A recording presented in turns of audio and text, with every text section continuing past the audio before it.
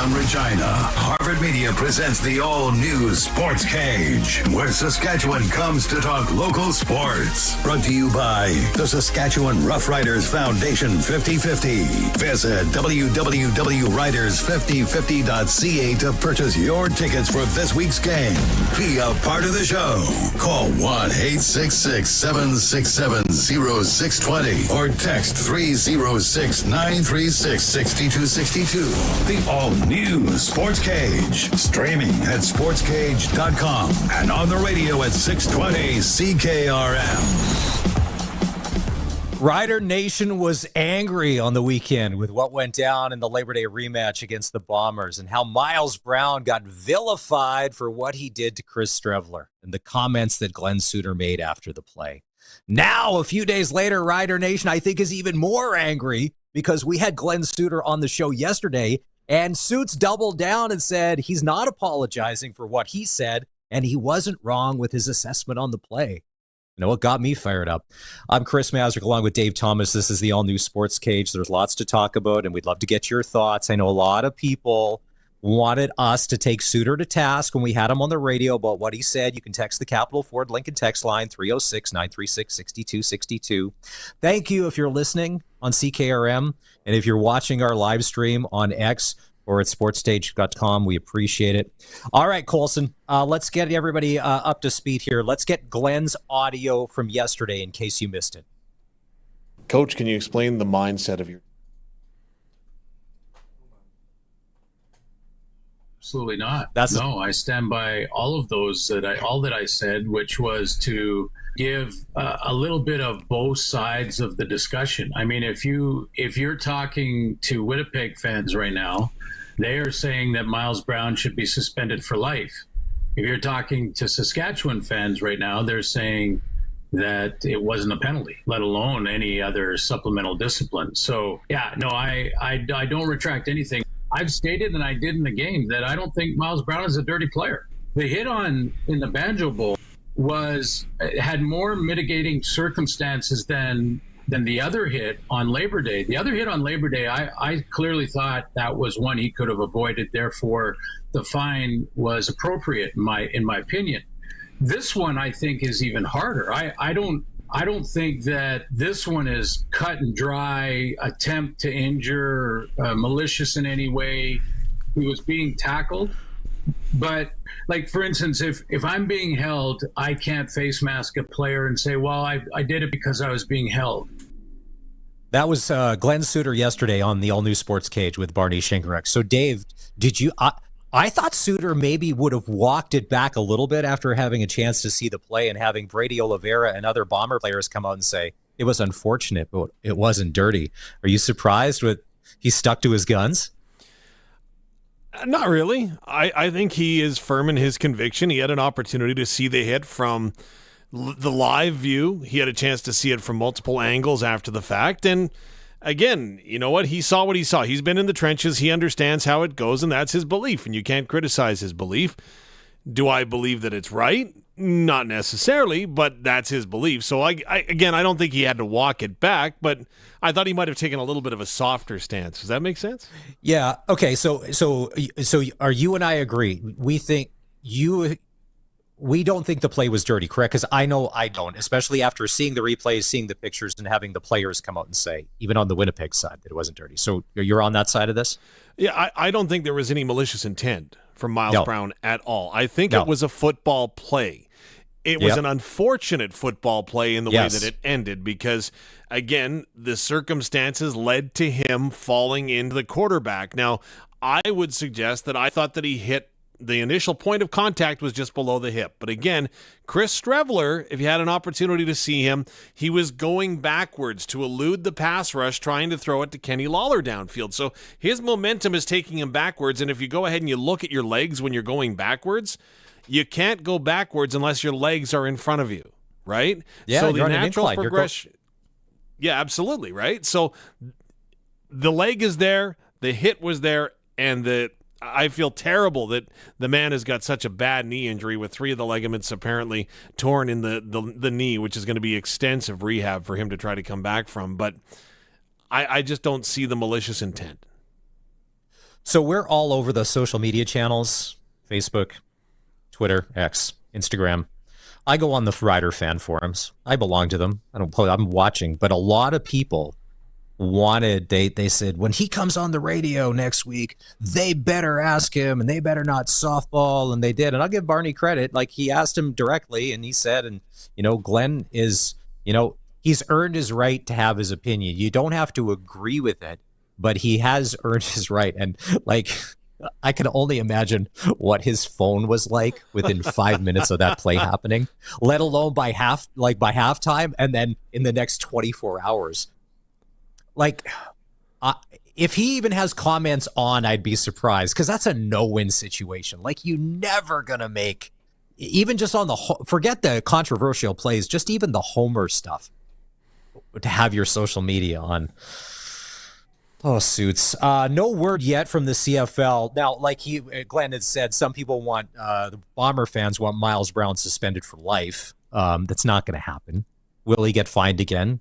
We don't know. But here was the thing, and I don't know, maybe if you have a little insight, Dave, Suter brought up yesterday with Barney, that they ended up taking Miles Brown out of the rest of that series. I would have left him in because the Bombers go down and score a touchdown. He's too good. He's too vital of a player. Yeah, but sometimes you have to err on the caution for your team, right? Now, I would suggest there's the argument in the fact with Miles Brown, right, by taking or leaving him in the game, then he becomes a distraction for the entire Winnipeg Blue Bomber offense. And let's face it, it's a veteran-laden team. So is Miles Brown being in there going to throw them off or throw him off of what he's doing? I don't know that for sure. But I think that if I'm Corey Mace, that you know that you've got a hot situation.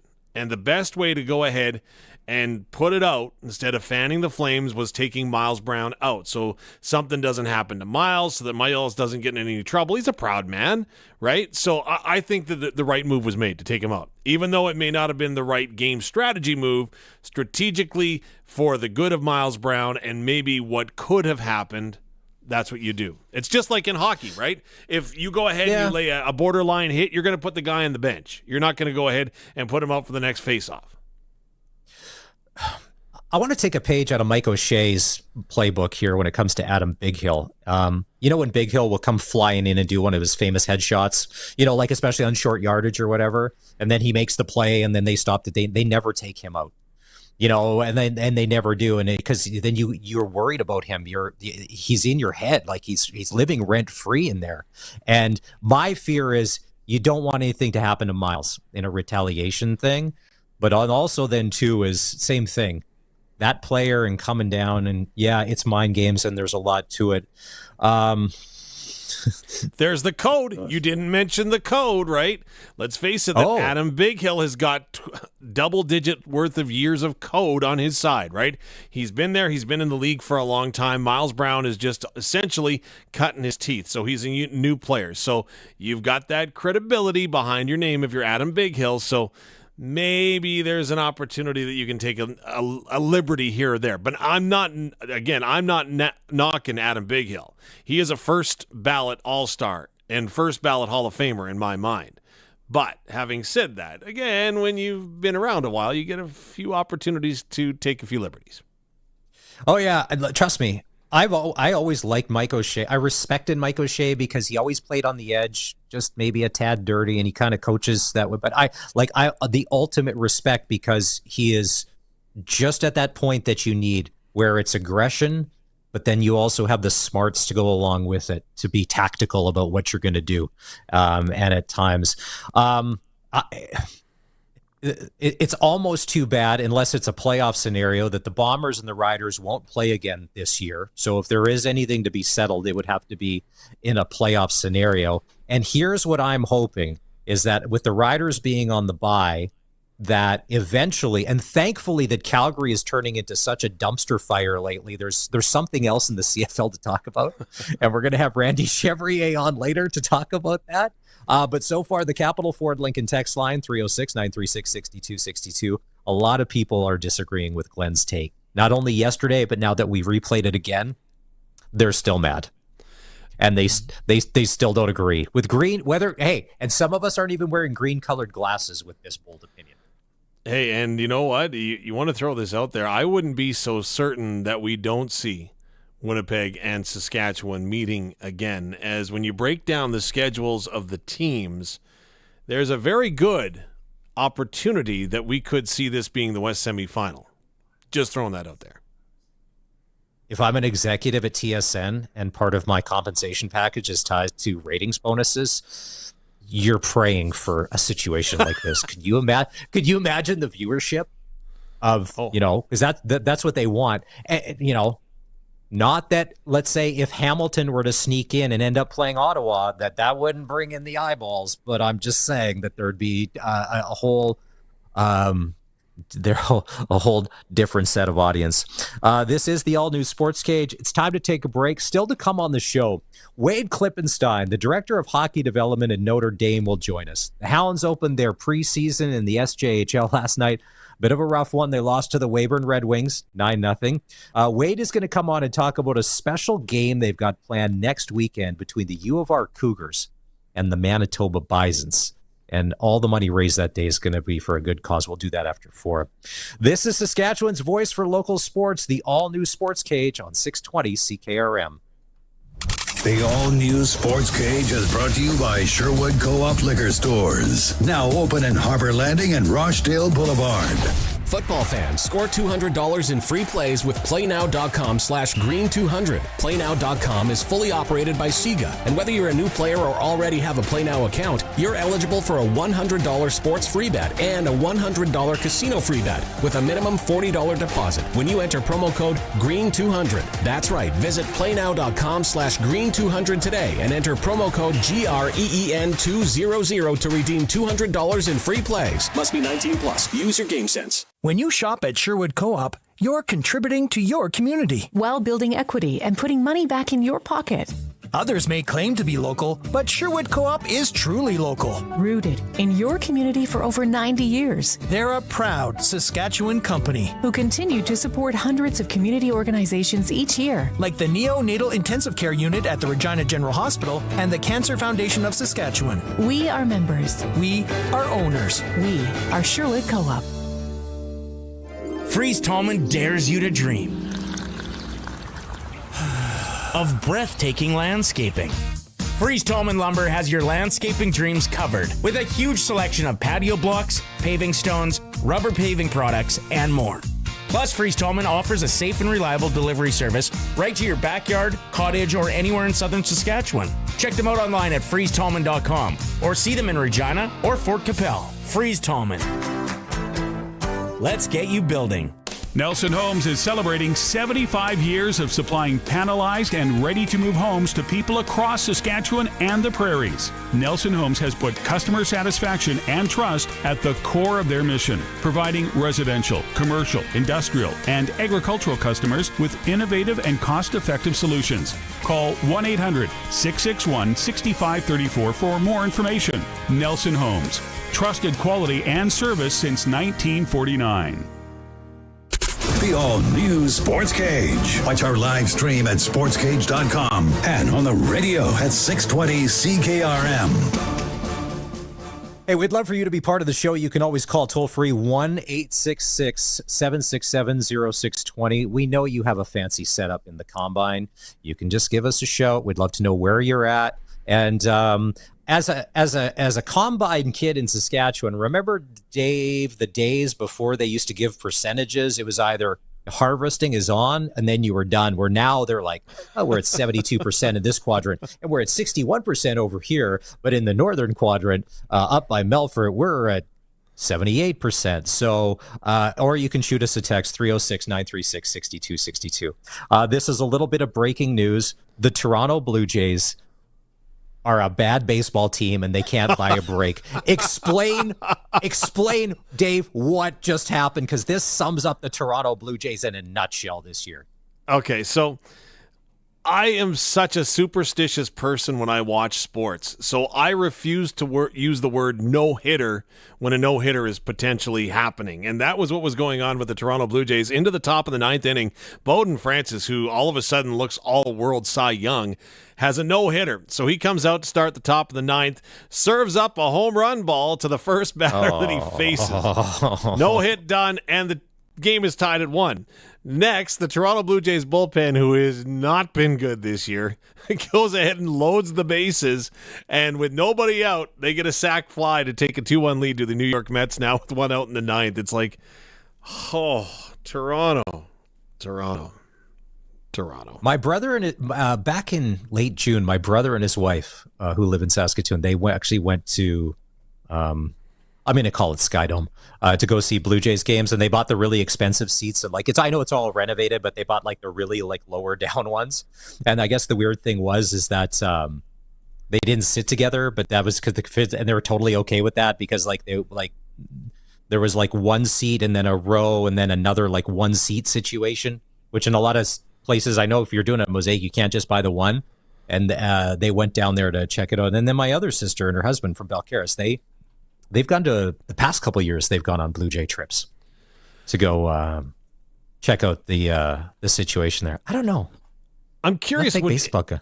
I bet you Engelheim probably does a tour or a trip down there because they do the NFL trips to Minneapolis. I'd bet you they do a Minneapolis trip with the Blue Jays. I'll have to look at that a little bit closer, but I'd ride on one of those. If you haven't been to a Blue Jays game before or even a Major League Baseball game, I have a lot of fun when I go. It's an entirely different sports-focused event, right? There's not a lot of extra stuff going on because the game actually moves at a decent pace, especially with the pitch clocks now. So it's a fun time, and I haven't had a chance to see as many ballparks because the one drawback that I have is that I don't want to potentially go to a ballpark where a rainout is a possibility, right? So you go to Fenway, and you could get rained out 2 or 3 games, and there goes your weekend, right? So that's just me.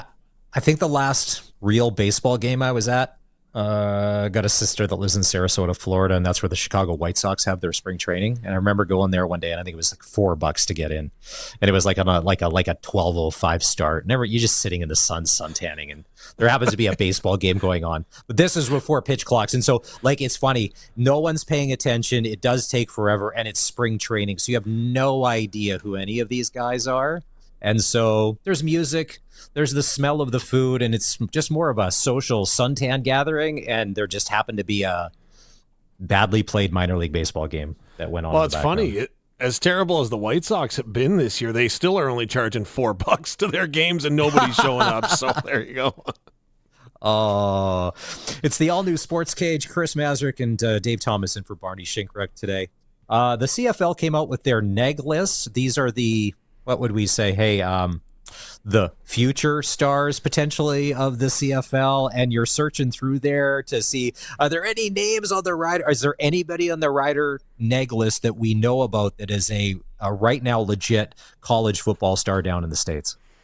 Well, the teams are required by the letter of the law to go ahead and release 10 names, which all teams have done today. And I really find it hard to grasp onto these names because the odds are that you're never going to see these players in the NFL, in the CFL when they're legit. Now, of course, you can make an argument, well, geez, Dustin Crum was on a neg list and came up. Tevin Jones, Javon Leake, Callie Pimpleton, you got Tuli Tagovailoa, you got Tim White. Yeah, all these guys were there on a neg list at one point, but it takes a long time for them to come to the CFL, as many of them explore their NFL opportunities. So while it's kind of like an ifs and buts, were candies and nuts, it'd be Christmas every day. I look at these lists and, okay, there's some intriguing names like the Edmonton Elks. They've got a quarterback that, could be pretty cool if he ever came to fruition or decided to come north of the border in Cameron Rising from Utah. Yeah, that guy from Utah. So a few weeks ago, Barney and I were talking about this. He threw 5 touchdowns in one quarter, and then they took him out of the game. He's good. I remember watching a game, and I don't know. Do you know that Ray Elgard went to Utah? Yes, I did. Okay, so this Cam Rising, watching him play last year, this year, I think he's hurt. He played that first game. I think he got hurt in the second game, but man, he's one of those Gardner Minshew-esque, would you say? Kind of. He could go either way. He's either going to be real good, or he just may be a low-level third stringer, maybe end up in the CFL guy. Again, strength of competition when you're talking that team, because don't forget, Al Bundy scored 4 touchdowns in a game, and he's not in the CFL. But saying that, in all honesty, like, again, he's a phenomenal athlete. To me, I go back to Johnny Manziel, right? Because he was all-world in college. But let's face it, once the documentary came out on him on Netflix, and if you haven't watched it, it is going to blow your mind, even though they didn't mention the CFL in it. But the little work that he put into it, like if he had ever applied himself, he would have been sensational. But he just wasn't that guy. And so that's where I find it hard because, again, there's some ad-libbing, and it depends on the college, it depends on the conference, it depends who you're playing. There's so many ifs. Okay, so there's a few names. Since you're the play-by-play guy of the Riders, I need you to warm up on this. Okay. Siobhan Cordero. That's not bad. Siobhan Cordero, quarterback, San Jose State. Okay, well, no, you do it. Is it Siobhan? It looks like Siobhan. Siobhan, yeah. Siobhan Cordero.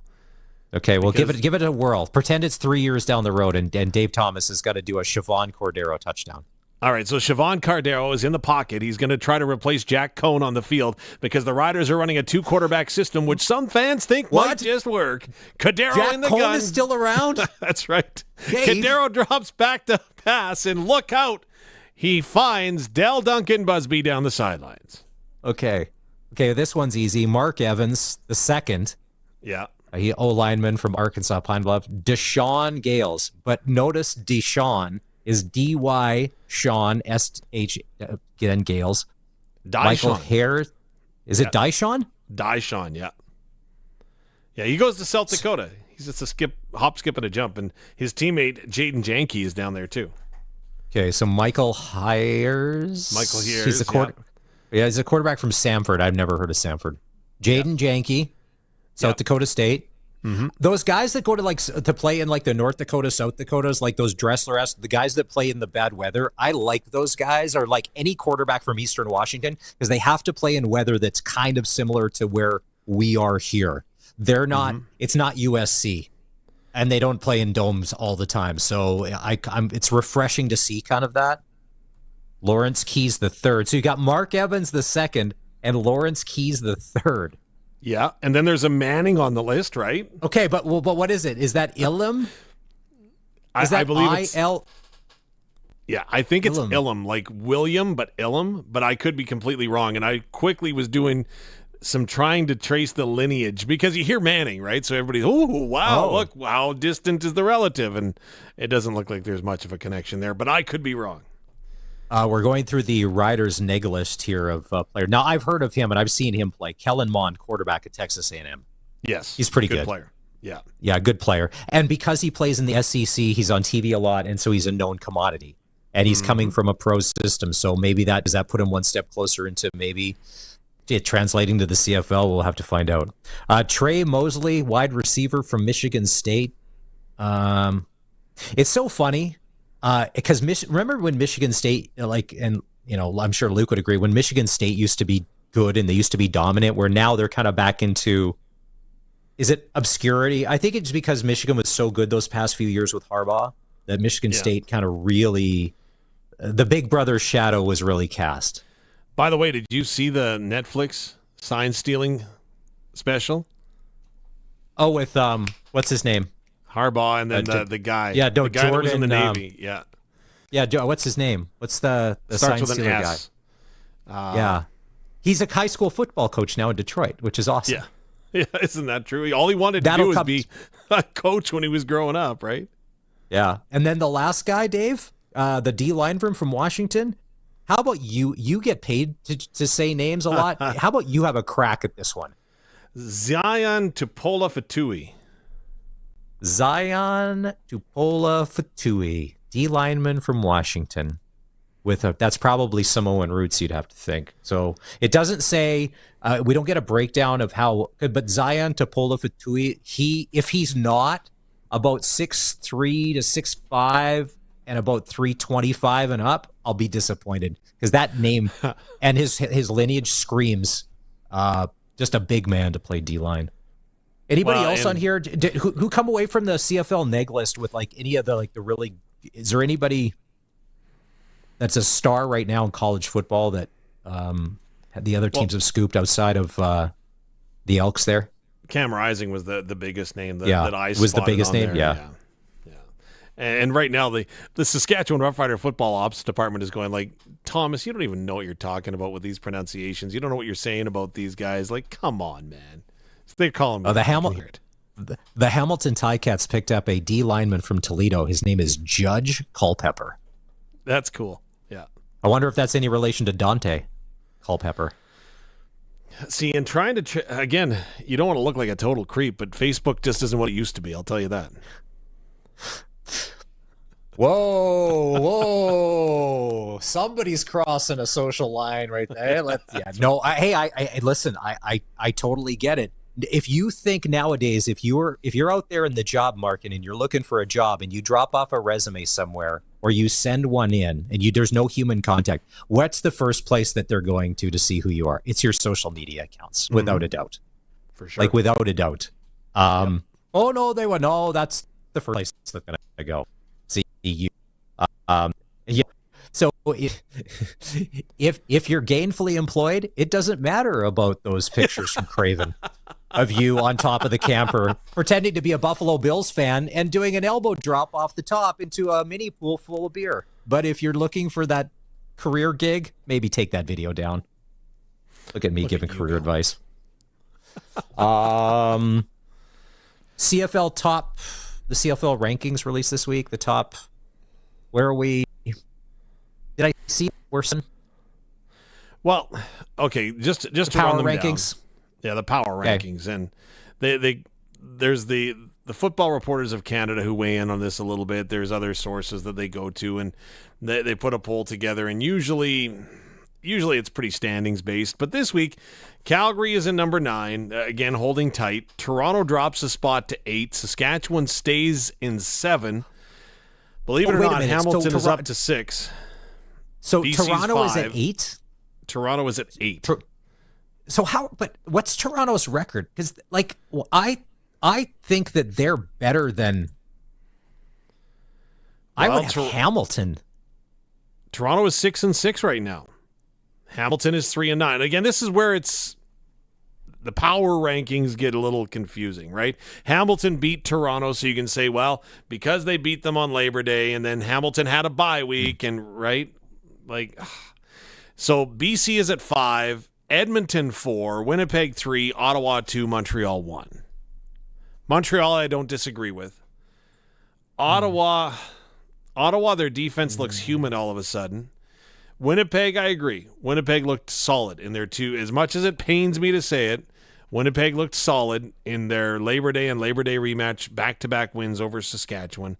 Edmonton, I have continually contested that when they started the season 0-7, they were the best 0-7 team in sports history. And if they can keep it together, I have no idea what head coach Jarius Jackson is going to do when they come out of the bye week, and he's already named Trey Ford the starter after McLeod Bethel Thompson sweeps Calgary in convincing fashion on Labor Day in their rematch.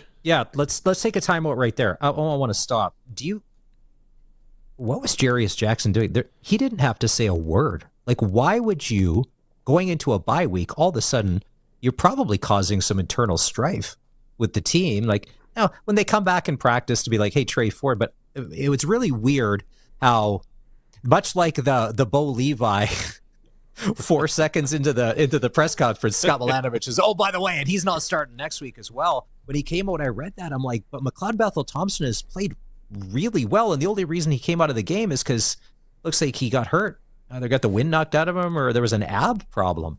So I don't know That's why. the only thing I can think of, is that perhaps the injury is more significant than we have been led to believe, which we wouldn't find out until after the break. But I'm with you. If you're Jarius Jackson, why are you even tipping your hat? Nobody else is. You definitely know Mike O'Shea is not going to tell you who is what and what is where, and that's just the way it is, right? That's gamesmanship, and it happens all the time. So is it refreshing for a change? Yeah, as a media guy, okay, great. I know what to prepare for, but it's absolutely a shock, to tell you the truth. Okay, so we've got, I'm looking, Ottawa is 8-3-1. They're, and I don't know, it's just because of years of just them not being real, but I guess it's real. But they could be, let's see, they played 12 games, 6, they could be 8-9-1. Just the way that the world works in the CFL. I mean, they could go on a streak as well, and they could, but I don't know that that's going to happen. I'm surprised BC is 5. Yes. That one surprises me a little bit because I think that they're starting to turn into the team we thought that they were. And when you add Matthew Betts along the defensive line, once he gets acclimatized to the pace of the CFL game, I think that he is going to be as dominant as ever. Again, though, I'm shocked. I'm absolutely shocked that the BC Lions are going to play this game with Nathan Rourke starting at quarterback, but head coach and general manager Rick Campbell's gone on. Yeah, he's going to play this game, but after this game, we're going to reevaluate things and see where we're at. Now, for those that might be wondering, the CFL trade deadline is coming up on October the 2nd at 5 p.m. Eastern. So is there some gamesmanship there going into the trade deadline? Maybe they're going to make a move. They say they're not, but that one just, again, if you bring Nathan Rourke in and you're not going to play him, why? And I don't know why you'd ever say, well, after this game, we'll reevaluate. Well, yeah, and you see him standing on the sideline. And what is it in the CFL? After Labor Day, if you're a veteran, your money is guaranteed. The money is guaranteed, and it's guaranteed money for Adams next year as well in his contract.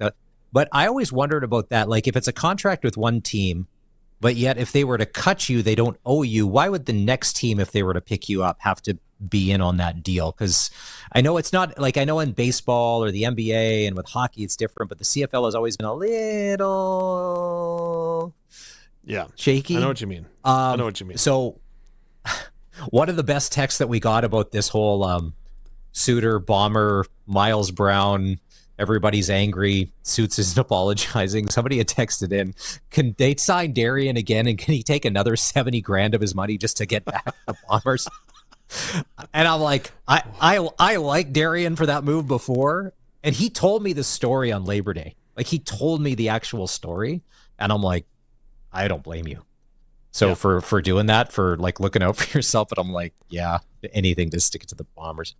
By the way, I don't know. The Bombers are going to bring in a former Rider quarterback and Jake Dolegala. Yes, and who's that Toronto quarterback that they cut when Brian what's Scott. His name? Brian Scott. So when Chad Kelly came back, Brian Scott, who a lot of people said, because Ryan Dinwiddie is actually pretty good at picking his quarterbacks, I always wondered if he came free. And, because, I mean, the Riders are on to, when they had to pick up Barriere, the third string, is he a guy? Now, Toronto plays BC. Toronto is at BC Friday. And the thing with the Argonauts this year is you don't know which team is going to show up. Jekyll or Hyde or Toronto Argonauts. You don't know. Do you want to hear the Dave Thomas conspiracy of CFL quarterback pickups in mid-season? Yeah, fire away. Okay, my conspiracy theory is that teams that are in need of a quarterback due to injury, right, you have to dress 3. That's the rule. You have to dress 3. So my conspiracy theory is that you're not necessarily signing a guy that's a third-string guy to help you out on your roster. My theory is that you're signing a guy to help you out with your pre-scout. So if the Winnipeg Blue Bombers, right, so if I'm in the general manager's shoes, Kyle Walters, if I'm in his shoes and I need a guy that's going to help me out immediately with the depth chart. Now, first of all, Terry Wilson, they're very high on their third-string quarterback who's going to move into Chris Streveler's spot, assuming that he is out for the remainder of the season. So you bring in Jake Dolegala. To me, the natural would have been to bring in Eric Barriere. Of course, the former Rider was a former Bomber, and he just happened to spend his entire training camp with the Bombers and knows your system inside and out. So there's no way that you have to go ahead and slowly work him in. So why wouldn't you bring him back in? Well, let's say I got Jake Dolegala there. Well, guess what? He happens to know the BC Lions system. And if I'm the Winnipeg Blue Bombers, I'm thinking to myself, you know what? There's a pretty good chance if we want to get to a 5th consecutive Grey Cup, we're going to have to go through BC. So why don't we bring in a guy that knows their offense, their cadence, their calls, their vocabulary and verbiage better than anybody then one of their quarterbacks that used to be in that room, hence will bring in Jake Dolegala. It happens time and time again. Again, the Riders bring in Eric Barrier. They could have brought in one of the guys that they had in training camp, but they bring in Barrier when Trevor Harris was out. Go figure, the Riders played the Winnipeg Blue Bombers 3 times in the span of those 10 weeks, the 10 consecutive weeks the Riders were in. So I'm just saying that, hey, if you bring in a guy with knowledge of your opponent, why wouldn't you? And it seems to happen over and over and over again in the Canadian Football League. Caleb Evans keeps coming back and showing up because he knows teams' offenses. Yeah, and you're not crazy. That theory seems pretty bang on to be like, if you're going to be picking up a guy that you know is probably not going to play, like, yeah, he'll dress, but it'll be a severe emergency if he does play. Why not pump him for the knowledge? Because he's going to give it to you, because if it means he gets a chance to stay in football. Because honestly, Mason Fine hasn't resurfaced anywhere. Jake Dolegala, I thought after he got cut from BC, there's a good chance he doesn't resurface anywhere if nobody gets hurt. And their careers in the CFL may be over, because it's funny, once you're not on the roster, you're forgotten. Like, there's a million other guys now, especially now with NFL training camp cuts, there's a million guys available that could be shake free. Yeah. So let's see. So Toronto is at BC on Friday at 8. Go Argonauts, man. There's a lot of us be like, can it be Toronto with somebody else at quarterback and they win that game? I don't know. BC at home, if they have a good crowd, and I think Nathan Rourke is getting it together. I don't know. I don't like the Argos' chances. Ottawa at Hamilton. Now, see, to me, like, yes, 8-3 and 3-9, but to me, it's almost like a saw if you don't know, because they each could turn into a dumpster fire. They could just revert back to the dumpster fires that they are, and you could have a 23-21 football game, and Hamilton could come out on top. And the thing that intrigues me with Hamilton real quick is Chris Jones, right now directing the defense there. I'm curious, what does that mean for Hamilton? Are they able to go ahead and do what they did against Toronto, or are they to revert back to the team that lost 9 games? If you're Chris Jones and you're mulling over your coaching options, if there's a team that doesn't wear black, would you be like, nah, I can't. I have to be able to wear all black. No matter where I go, it's got to be black. Like in Montreal, like they wear red, they wear blue. He needs to, like Hamilton, all black. Black he goes is the with Johnny. He is the Johnny Yeah. Cash of the CFL. Yeah. And then Montreal at Calgary, and the word out of Calgary, Jake Mayer back to taking first team reps. The what was his name? Matt Bonner experiment is over for Dave Dickinson. 5 interceptions. Frank Bonner was Herb Tarlick in WKRP, and unfortunately Frank has passed away, but that's how I remembered it. And you know what? I talked to a well-respected CFL official earlier this week, and I said to him, how do you go back to Jake Mayer? And the answer was, you can't. You've crushed his spirit, you've crushed his confidence, and we'll see what Jake Mayer has, because this is going to be a huge opportunity for him to get playing time again. Yeah, and we're going to talk to Randy Chevrier after 5 this afternoon. Randy is a former Dallas Cowboy. He spent most of his time as a Calgary Stampeder, won 3 Grey Cups. I think he played 1 game as a Rider. He's going to come on and talk to us about what's going on there, because he's close to the situation. He's got a really good podcast with Sheldon DePastek. And the Stamps seem to be kind of imploding this year. And the Stamps, they don't implode. The Stamps don't have dirty laundry on the street. For the past 25 years, they've been one of the most consistent teams, so it seems very out of character for Dave Dickinson and that whole group to be so disjointed. So I'm looking forward to chatting with Randy. He's just such a good guy. He's so positive. It's the all-new Sportscage. We'd love for you to be part of the show. You can call us or text us toll-free 866-767-0620, or you can fire off a text, the Capital Ford Lincoln text line at 306-936-6262. And we're going to be right back after this. Be prepared for what Mother Nature throws at us, because we never know what kind of wild weather is in store. Shorty Generators is authorized and trained to service all the major home standby generators, offering the largest selection of generators in Saskatchewan. Generac, Kohler, Champion, Cummins, and Briggs & Stratton. Now is the time to get your generator serviced and ready for the upcoming storm season. To book your service or to learn more about generator maintenance, visit shortygenerators.ca. The generator experts. in town, at the cabin, or on the farm. Only one rural internet provider brings you a whole home solution. Access Rural Internet now offers download and upload speeds up to 350 megs for one low price. Plus, keep entertained with Access Next TV Stream and keep an eye on your home and property with Access Rural Security, each for just $14.95 a month extra. Get more from your rural internet service. Visit myaccess.ca today.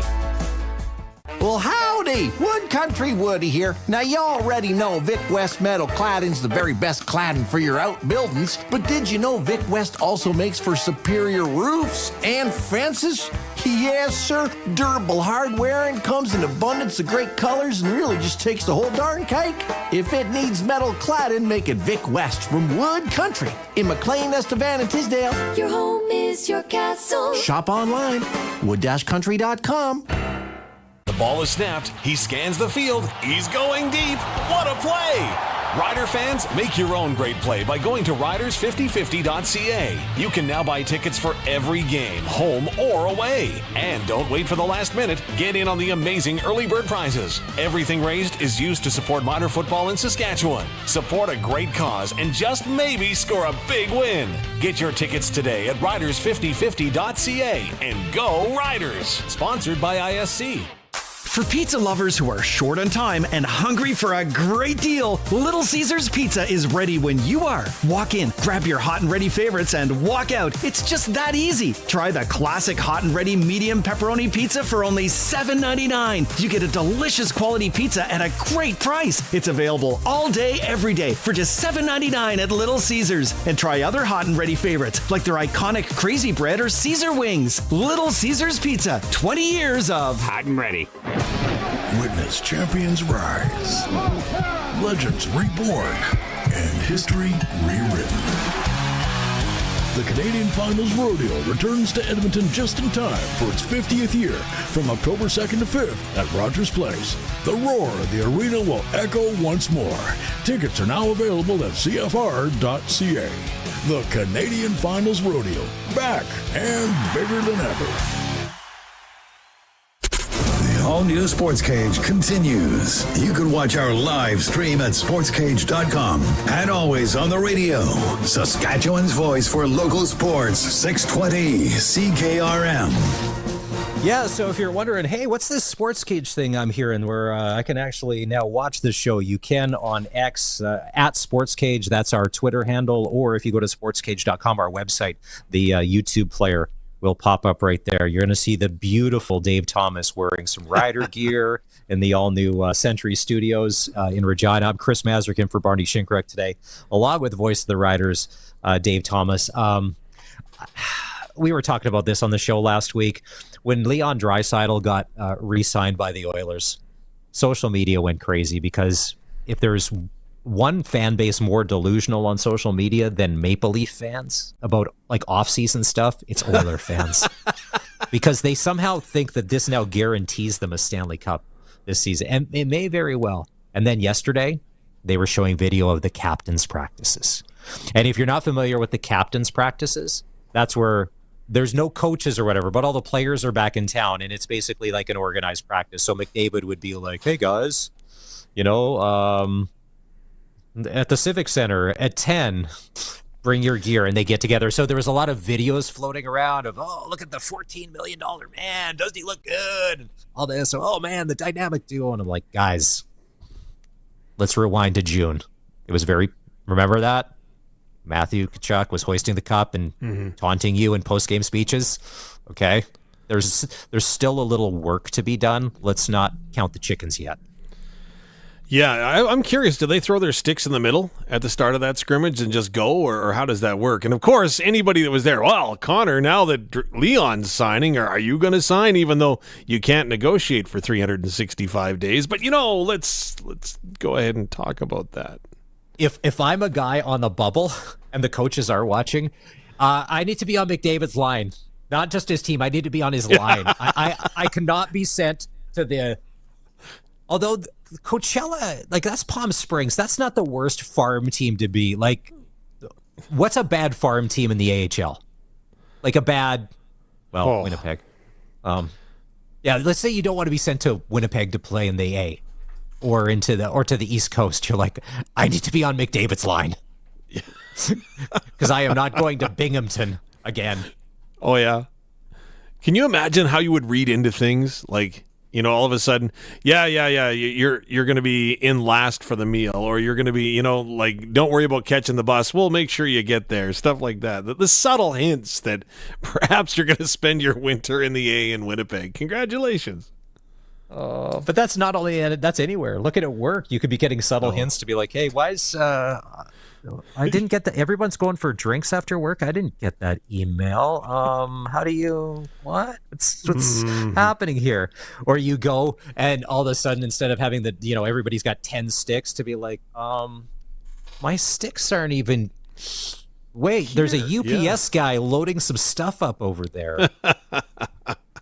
Well, and the other thing too is, a lot of players, and rightfully so, had the Flames and the Oilers and a bunch of teams on their no trade list. But now that they're saying because Draisaitl's in and probably McDavid's going to stay, that's actually going to be a little easier for the Oilers to attract free agents, knowing that those guys are going to be there. And of course. Of course. If you've got an opportunity to win a Stanley Cup, especially late in your career, why wouldn't you? The only problem is you got Corey Perry there, but whatever. That's small. Oh, I'm kidding. So, okay. Joking. It's funny you mentioned Corey Perry because WWE was in Alberta last week. They shot SmackDown in Edmonton, then they did Raw in Calgary on Monday. Yeah. And I have thoughts on whenever the WWE/WWF comes to town, I feel that we get a little gypped, and I'll get into that later. But anyways, Corey Perry, if you would have saw the pictures on social media, not only is he on the big screen at Rogers Place there with his kid, he also gets involved in one of the matches because that's who Corey Perry, the Worm, is. So he was part of the show.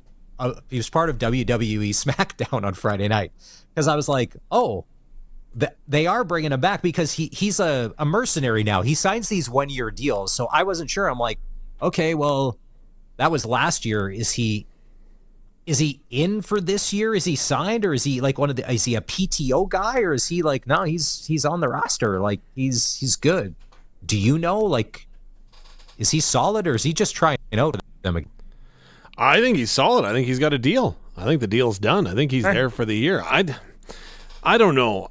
To me, last year when they brought him in, one of the things, we need a guy that's got some playoff experience, and we need to bring him in. To me, he was having a hard time keeping up. His physicality wasn't where it was back when he was making cup runs. And again, Father Time is undefeated. And for my money, I was a little surprised with the amount of experience they were able to go ahead. Now, let's face it, he's not making a lot of money, so it's not a big cap hit. But to me, I thought, maybe they move on. Maybe they try to find another way or another young player or somebody else that can deliver what he does, which is the grit, right? The grit and the speed that the Oilers need up front. Again, they've got enough speed and scoring, but they need grit and speed. To me, that's what I wondered if they were going to do. Yeah, I mean, when you hear the name Corey Perry, everybody thinks of the old Corey Perry, like that just gritty nonstop. And it's funny, the game has changed, and you certainly noticed it in the Stanley Cup final with Florida because those guys are just buzz. And if Corey Perry didn't have his smarts or his wits about him, I don't think he survives. But because he's a cagey veteran, he knows enough others. It's like Pat Maroon. He knows enough other stuff to do to keep himself relevant, knowing that I'm not the best skater. They kind of know when they have to be physical. But I think probably one of the things that probably keeps Perry relevant is he probably knows his chirp game is probably at such a level to get under guys' skin and to get guys off their game that, like, you either have that or you don't. Now, whether that is a long-term play, but it's worth something. We talked about it with Adam Big Hill earlier in the street cred, right? Let's face it, Corey Perry has got a lot of that on his side. And when he had that blow up on the bench last year, remember that? That accountability may have gone ahead and turned the Oilers and focused them more and, again, allowed them to internalize a little bit. So maybe that's the cred that you're looking for, right? That's one of those things that you can't put on paper that he brings to the table. So with the Oilers and the stability now with Draisaitl, and then probably McDavid. It'd be funny if McDavid left and went to the Leafs. Now I thought we were close. I know. The Canucks are in their own situation where free agents don't necessarily mind it because people really like Vancouver as a city. I'm one of the people. I would never want to live in Vancouver. I'm sorry, but especially in the world we live in today, not a chance. Maybe if you're uber rich, zero. But the teams like Calgary, Winnipeg, Ottawa, you're like, now you really feel like those teams are still going to be on those no trade lists of like, yeah, no thanks. Like I look at a Blake Coleman and he hasn't said it yet. But because he's a good soldier, he signs that 6-year deal, but then Tkachuk and Johnny leave and he's got a couple years left. But you got to think with the rebuild going on that, oh man, like it's, when Dunder Mifflin sent Michael Scott to Winnipeg as a punishment, there's something there, right? Just saying. We're going to talk to a guy after 4 o'clock that was in on the drafting of Cale Makar, Stanley Cup champion Denver. No problem getting free agents to Colorado. Wade Klippenstein from the Notre Dame Hounds. He'll be on the all-new Sportscage in just a couple of minutes. We're going to take a break and be right back after this. Hi, Jason here, General Manager at Capital Ford Lincoln, and I want to tell everyone that employee pricing has been extended to September 30th. Right now is the best time to get into a new Ford. On top of employee pricing and great financing rates, only Capital Ford is adding additional discounts as high as $2,500 over and above. Combining these two great offers generates savings as high as $20,500 off new 2024 models. See all the details at capitalfordlincoln.com. Hurry though, employee pricing ends September 30th. With the success of the recent Apollo space flights, man has been brought another step closer to the moon. Aboard these flights, 3 astronauts, and with them, top-of-the-line smartphones with all the latest features. Houston, we've got no problem at all. We're loving these smartphones that we got at Echo Sound, your SaskTel authorized dealer. Echo Sound, your SaskTel authorized dealer's biggest role isn't in the space program. It's right here on Earth, in Fort Qu'Appelle, or online at echosound.ca. So, how big is yours? 5 inches. That's about average. How'd you like 6 inches? 6 inches? 6 inches? That would be a big improvement. A 6-inch package from Prairie 6-inch eaves trough is made specifically for your farm building. 6-inch eaves troughs are more durable and efficient during storms. They're family owned and operated, so you'll get an honest installation at a fair price. Prairie 6-inch eaves trough, your farm shop specialist. Call 570-6415. Milligan Bio, a locally owned Saskatchewan company based in Foam Lake, is the leading buyer of heated and damaged canola in Saskatchewan, and they want to buy your seed now. Milligan Bio is paying a premium for damaged canola and is accepting immediate delivery. Even if you've been turned away somewhere else, Milligan Bio will take your canola today. On-farm pickup available. Visit milliganbio.com or call 272-6284. That's 272-6284.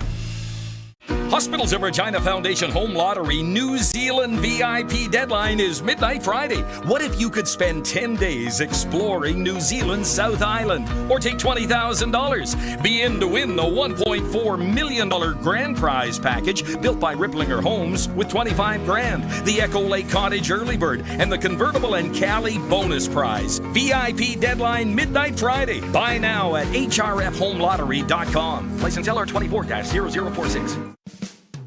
Hi everyone, Sean here with Young's Equipment, your MacDon header headquarters in southern Saskatchewan. New or used, red, green, or yellow, whatever drives your farm, Young's Equipment has the MacDon header to lead the way. With MacDon's industry-leading Flex Draper technology, an FD Series header ensures your smoothest and most productive harvest yet. No matter your color, Young's has your header. Young's Equipment, leading the way in a thriving agricultural community. It's 4 o'clock. Good afternoon. It's mostly cloudy and it's 18 degrees in Regina. I'm Corey Atkinson from the Harvard Media News Center with 620 CKRM News for Sherwood Co-op Liquor Store. Now open in Harbor Landing and on Rochdale Boulevard, and by Mercedes-Benz Regina. For those who can, Mercedes-Benz-Regina.ca. K+S Potash Canada is making a big donation to food banks in Regina and Saskatoon to support those programs.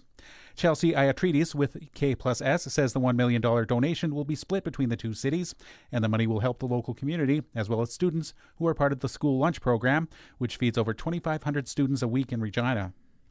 Together with our partners, we seek to make an impact that will resonate for generations to come by advancing education, growth, and resilience for youth in the communities where we live and work.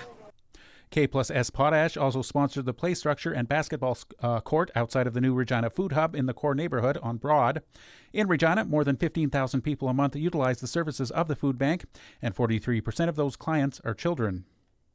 If the Saskatchewan NDP forms the next government, leader Carla Beck promises to get rid of the PSD on children's clothing, which was introduced in 2017. Beck made the announcement today at the Reclaim Maternity Baby Kids store in Saskatoon. Owner Janelle Edwards says being a parent and a small business owner these days, with all the cost increases, is terrifying. Together with our partners, we seek to make an impact that will As a millennial parent raising 2 kids and owning a family-centered business in this province, I can tell you firsthand how heartbreaking it is to work day in and day out to barely make ends meet. I chat with countless parents every day who are struggling to make those ends meet, feed and dress their families because of the heartless policies like the Kids Close. Beck says cutting the PST on children's clothing and temporarily axing the provincial tax on gas is not going to break the provincial bank because the province realizes over $20 billion of revenue each year. She adds that their election promises have been fully costed. Beck believes that these are things that must be done to address pressures Saskatchewan families are facing. Prime Minister Justin Trudeau says he's focused on the things his government is doing for Canadians, noting the diversity of opinions within his caucus about his leadership. Trudeau also says he can't wait to get back to Ottawa to get into it with Conservative leader Pierre Poilievre in the House of Commons while making his case for a united Liberal front against the opposition. Trudeau addressed his MPs as a group today in Nanaimo, BC, for the first time since the party lost a long-held Liberal riding in Toronto to the Conservatives in a June by-election. And it looks like Justin Timberlake is taking a plea deal for his recent DWI charge. Reporter Jason Nathanson has the details. Looks like Justin Timberlake's recent driving while intoxicated arrest is about to be resolved. Sources tell ABC News the singer and actor will plead guilty Friday to misdemeanor charges in Sag Harbor, New York. He'll pay a fine, and that'll be that. Timberlake was stopped by cops in the Hamptons in June. They say he blew through a stop sign and swerved into the oncoming lane, and they smelled alcohol in his breath, according to the police report. He told officers he only had one drink. It's 4:03, and that was your 620 CKRM News. Weather is next. When you shop at Sherwood Co-op, you're contributing to your community while building equity and putting money back in your pocket. Others may claim to be local, but Sherwood Co-op is truly local. Rooted in your community for over 90 years. They're a proud Saskatchewan company who continue to support hundreds of community organizations each year. Like the Neonatal Intensive Care Unit at the Regina General Hospital and the Cancer Foundation of Saskatchewan. We are members. We are owners. We are Sherwood Co-op. Style. Performance. Upgrade your daily driver to the new 2023 Mercedes-Benz GLB 250. This SUV packs a punch with features that make a normal drive exhilarating. The ultimate in automotive luxury can be yours for $419 bi-weekly. The friendly and knowledgeable staff at Mercedes-Benz Regina will help you find the exact model you want. Take a test drive and feel the difference. Stop by for an award-winning experience at Mercedes-Benz Regina, recipient of the Star Dealer Award. And now it's time for your 620 CKRM Precision Weather Forecast for Line-X Regina. Sirius Protection, Killer Looks, 1865 McCarra Street, and brought to you by Wolf Industries, your truck repair specialists in Grenfell, servicing all sizes of trucks, SGI accredited. Tonight, it'll be cloudy with some isolated showers and a low of 12. Tomorrow, partly sunny at times with some spotty showers and the wind gusting up to 60 at times and a high of 26. Friday, mostly cloudy with some isolated showers again and the winds gusting up to 65 with a high of 21. At this hour in Moose Jaw, there's some light rain. Winds are from the east at 22 and it's 18 degrees. Regina is mostly cloudy. Winds are from the southeast at 32, gusting to 51, and it's also 18 degrees here as well. Get news and information anytime through the CKRM app or stream online at 620ckrm.com. When you want the best for your truck, you want Line-X. Your truck has withstood the harshest elements Saskatchewan has thrown at it. Rocks, gravel, rain, sleet, and snow, and left with no chips, no rust. Line-X protective coating keeps your truck's bed liners, rocker panels, and bumpers looking like brand new. Don't settle for Brand X. Go with Line-X. It's serious protection. Come see why everybody loves taking their truck to Line-X Regina for their rocker panels, bumpers, and more. Line-X. Make your truck complete. 1865 McCarra Street. Whether Smokies after you or not, when you're on the road in your big rig, you're in a hurry to get to where you're going, and you need a part shop you can trust. Wolf Industries is the premium choice. They're your family-run truck mechanic shop with a full line of parts for big semis, with certified AC technicians for the hot summer. Stop in at their Grenfell location for all the parts and repairs you need. They're SGI accredited for safety inspections and have 24-hour emergency call-out. Wolf Industries, the best for your truck. 10-4. Broadcasting from Century Studios in downtown Regina, Harvard Media presents the all-new Sports Cage, where Saskatchewan comes to talk local sports. Brought to you by the Saskatchewan Roughriders Foundation 50/50. Visit www.riders5050.ca to purchase your tickets for this week's game. Be a part of the show. Call 1-866-767-0620 or text 306-936-6262. The all-new Sports Cage. Streaming at sportscage.com and on the radio at 620 CKRM. It's hour 2 of the show. If you missed any of hour 1, the podcast will be posted shortly, or you can watch the show on X or at sportscage.com. For the record, both Dave Thomas and I, it's Chris Mazurek here, filling in for Barney Shinkrek, disagree with what Glenn Suter said about Miles Brown and the hit at Winnipeg. Right off the top of hour 1, we have Suter's comments. If you didn't get a chance to hear him yesterday on the cage, and he talked about he thought he was right in his assessment during the game, and then he doubled down to say, I'm still right a couple days later, and how all that unfolds. And that's the beauty of social media, because everybody gets an opinion. Jeff Fairholm is going to join us at around 5:30 this afternoon. Now, Jeff and Glenn were teammates, but they don't always agree on everything. I want to get Fairholm's take on what he thought happened with that game against Winnipeg. 306-936-6262, Capital Ford Lincoln text line if you've got something to say about the show. We're going to go out on the Western Pizza guest hotline now and bring in the Director of Hockey Development for Notre Dame, Wade Klippenstein. Now, Wade, last hour, Dave and I were talking about it's that time of year. The captains' practices are happening in the NHL now, and everybody's unofficially getting back together. And we mentioned Cale Makar. I want to just kind of explain, you were in on drafting him? Were you the guy that drafted him, or were you part of the brain trust that's like, this guy may turn out to be a pretty good Colorado Avalanche player? What's the story behind that? Yeah, so anytime a selection's made, obviously there's a group and there's a committee piece, especially when the draft pick doesn't turn out. But in this case, I was fortunate to be the guy in the area.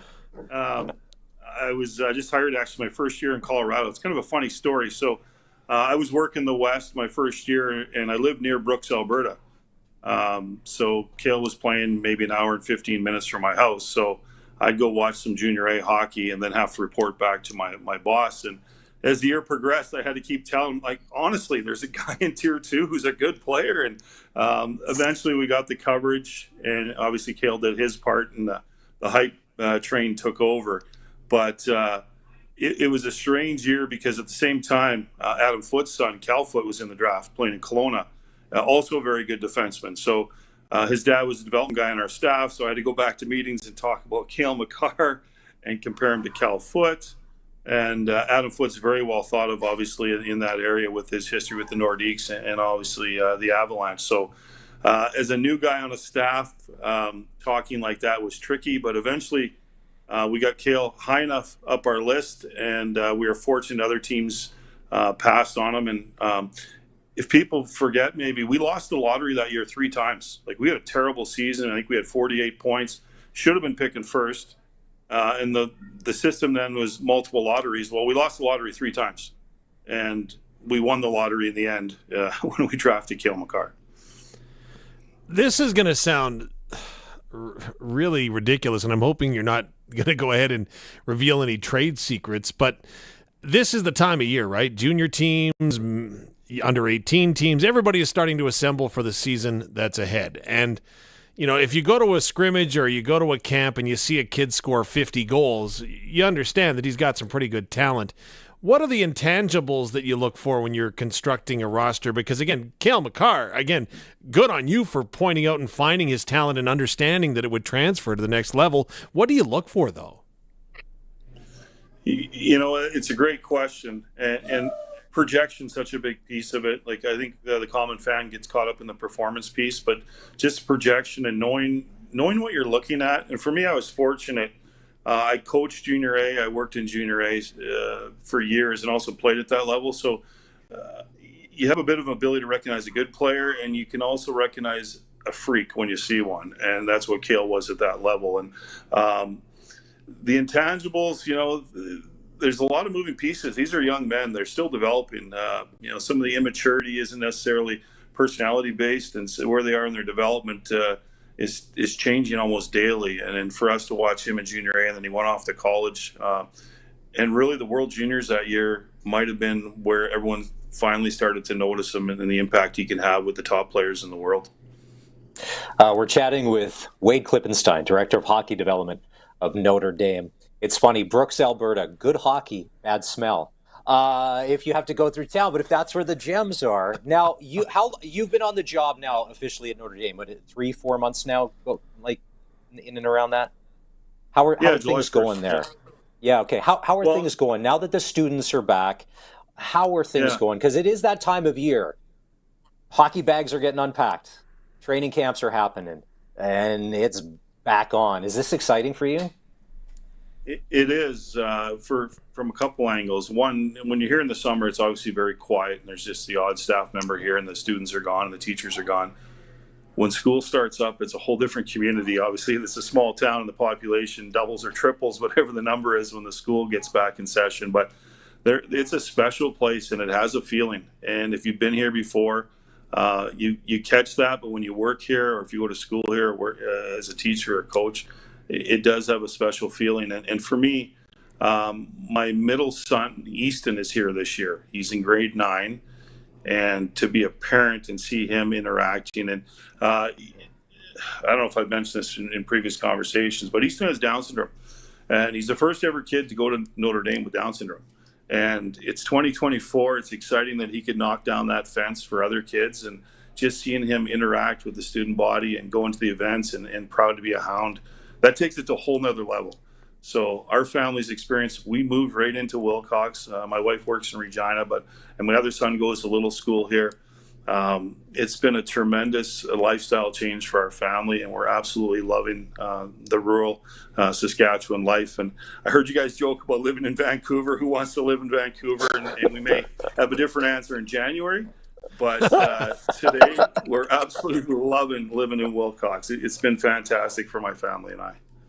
I know how proud you are of the Hounds, the heritage, and, of course, the student-athlete component of it. Being the director of hockey development, how busy is your world right now, putting not only teams together, but making sure that the kids are taken care of academically? Yeah, it is a busy time, and we have a strong team here. We truly do have a village that looks after every child that comes here. I think we have 80-some employees that work at the college, so I'm just a small part of it. I am kind of a general manager of 10 hockey teams, which I've been a GM in the Western League or assistant GM or GM in Junior A of one team, and that was a lot of work.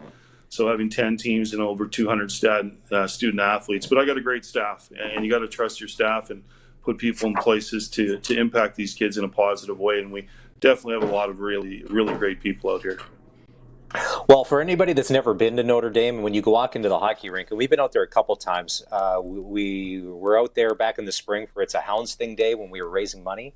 And when you look at the pictures on the wall of just the Stanley Cup champions, let alone players that have made it to the NHL or to achievement, just the Stanley Cup champions alone. Wade, you know this, but I'd say this. There's no richer place in hockey as far as a depth chart goes than Notre Dame and the students that have gone through there. And when you're talking to prospective parents, that has to come up in conversation, right? Yeah, we're a boarding school that has hockey, but everyone knows us for the hockey. And it's always fun to engage and talk about the history of the program and from the hockey angle. I think we've had over 200 NHL draft picks or players that have gone through here. And, once a Hound, you're always a Hound. And they're all over the world.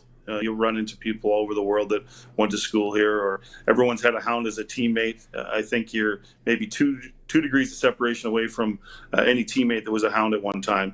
The history, our alumni game could probably beat anyone. We got a pretty good group out there. Regardless of the decades, there's been a lot of great players and people and student athletes through here, and it's a real privilege to work here. I know that as the new incoming director of hockey development, obviously there's some things that you do want to bring in. Have you ever considered, again, I never had an opportunity to play for Notre Dame, but I had a number of opportunities to play at the Duncan McNeil Arena. As a visitor, have you ever thought of shrinking the ice size down to more conventional size at all? You know what? They were ahead of their time, I believe, when they decided to go with the Olympic sheet of ice. And I hated playing here. I was not a good skater.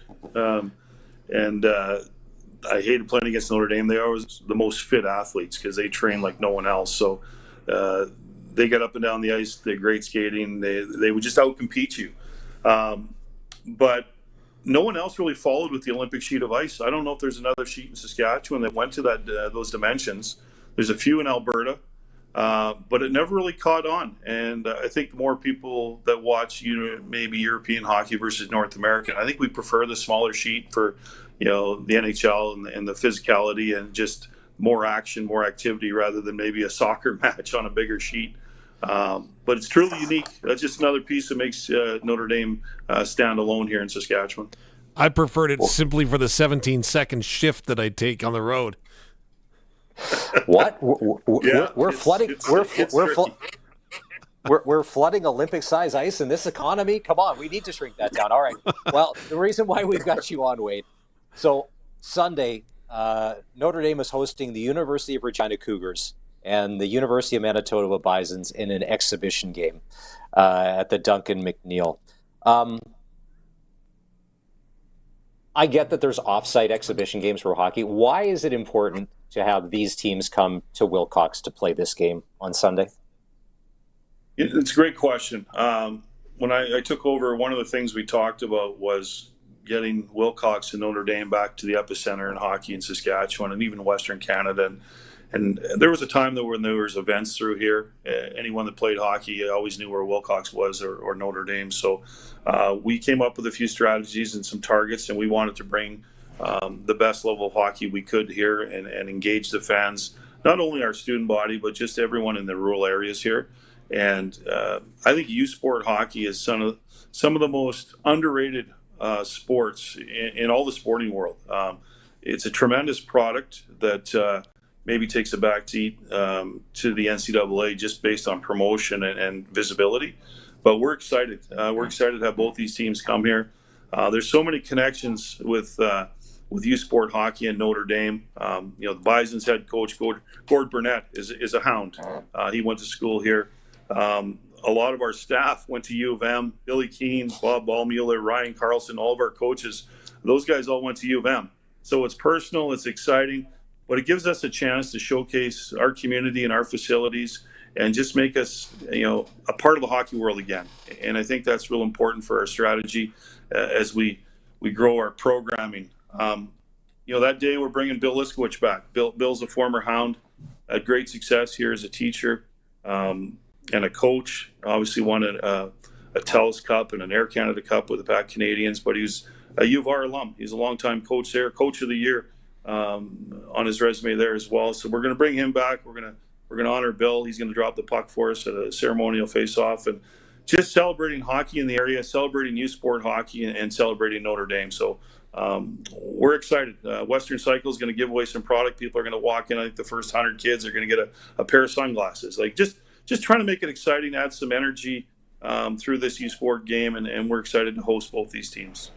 And just, is this an opportunity as well to inspire some of the athletes? Of course, so we talk about your Junior A program, and of course you get NCAA commitments there, but obviously this is also a path to playing post-junior hockey. It's a great option for Junior A and CHL players, and having this brand on the ice and having our student athletes watch this, it's exciting for them because once you see it, and it inspires you. And I'm excited for our kids and our coaches and all the students here to see this caliber of hockey on our campus. All right, so face-off is going to be at 3 o'clock. Admission is $10 or a donation to the Regina Food Bank. Now, Wade, the genius of all of this is that a 3 o'clock start at a hockey game in September, no matter when it ends, I am not going to have to use the automatic car starter to warm up the vehicle when she's all done, as opposed to if we were doing this in mid-February, like we talked earlier, when it can be a little colder. So I love this. Can we wrap on this? The Junior A Hounds opened the preseason last night. They lose 9-0 to the Weyburn Red Wings. It's a bit of a tough start.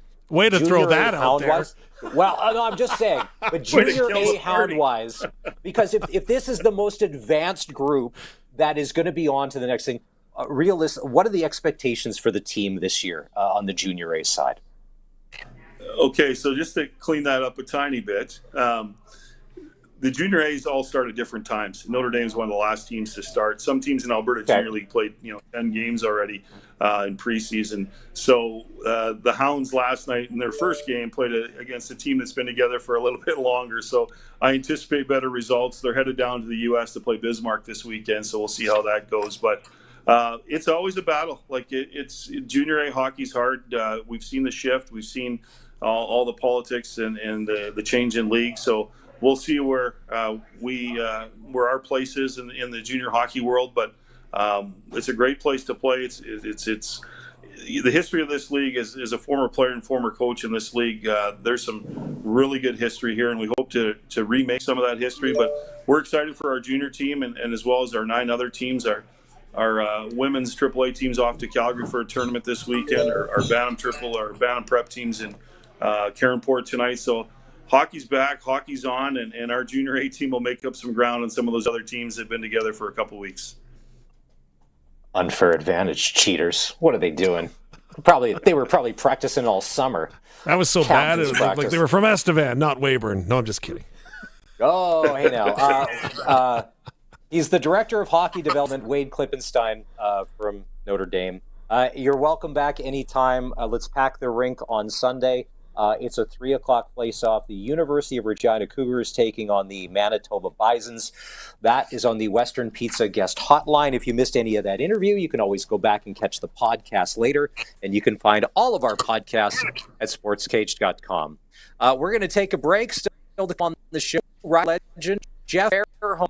He's part of Rider Day. We want to get his thoughts about what went down in Winnipeg in the Labor Day rematch, and what he thinks of his old teammate Glenn Suter's comments on Miles Brown. We'll do that in about an hour's time. The Sports Cage will continue after this. The all-new Sports Cage is brought to you by Bronco Plumbing and Heating, where professional service is guaranteed. They'll treat you right. 781-2090. Sunday mornings, we're giving you control. It's the 620 CKRM Request and Dedication Show with Ray Allen. Sunday mornings from 10 till noon, 2 hours set aside for you to pick what we play. From the latest to the greatest, it's all in your hands. It's all brought to you by Matt's Furniture. Online at mattsfurniture.ca. True Fit Denture Clinic. No one should know you wear dentures.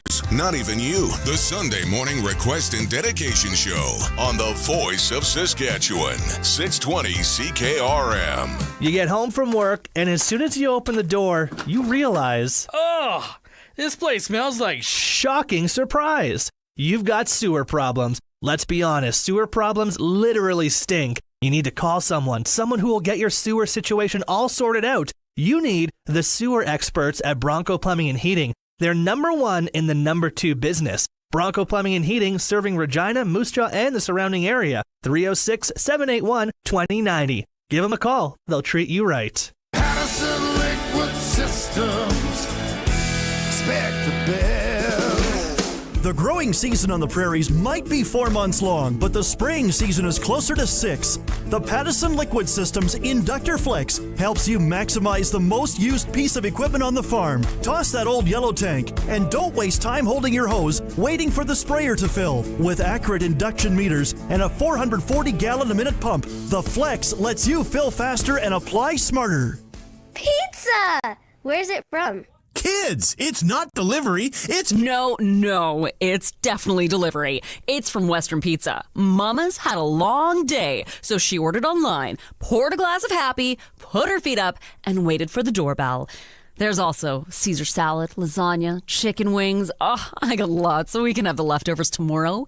And the next day, Western Pizza. Big on toppings, big on taste, big on convenience. Get it delivered today.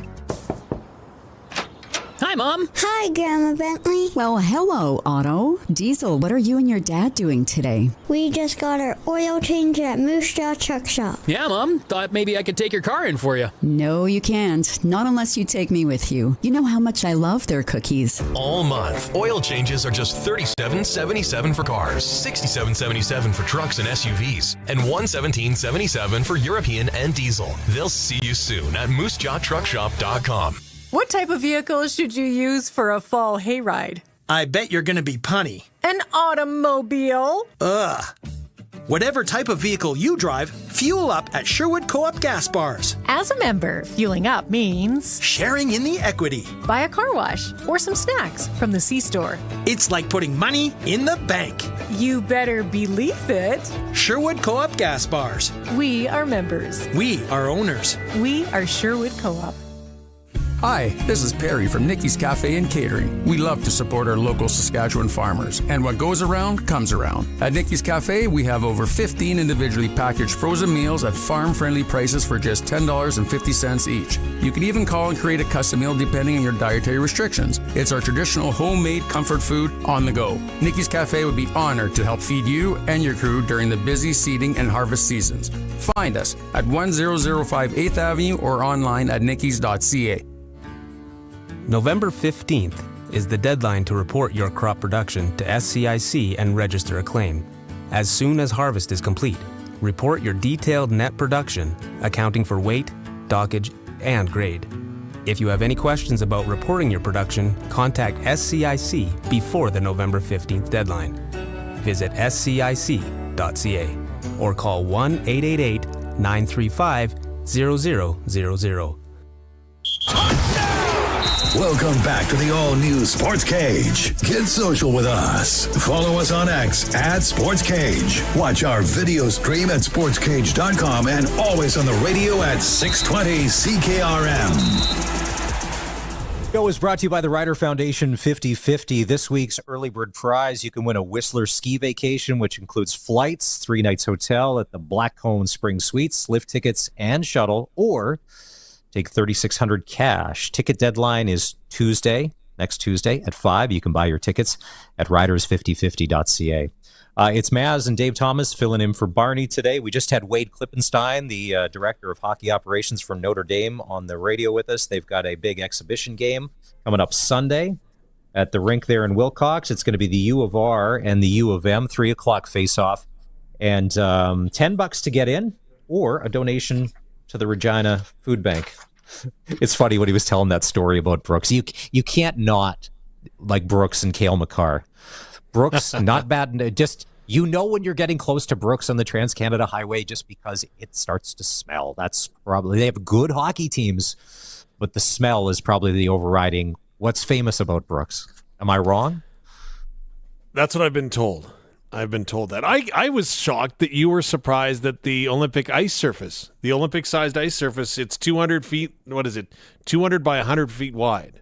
So I remember looking at the rink when we were there. It didn't look any different until you said that. I'm like, really? That's Olympic ice? Okay. Well, try playing on that. And as a kid from Weyburn, so in Weyburn, right, there's 3 SJHL rinks, right? So you've got Weyburn, which is standard, right? That was the 200 by 85, right? So no problems there. But then you go to Notre Dame, and that's the Olympic-sized ice surface.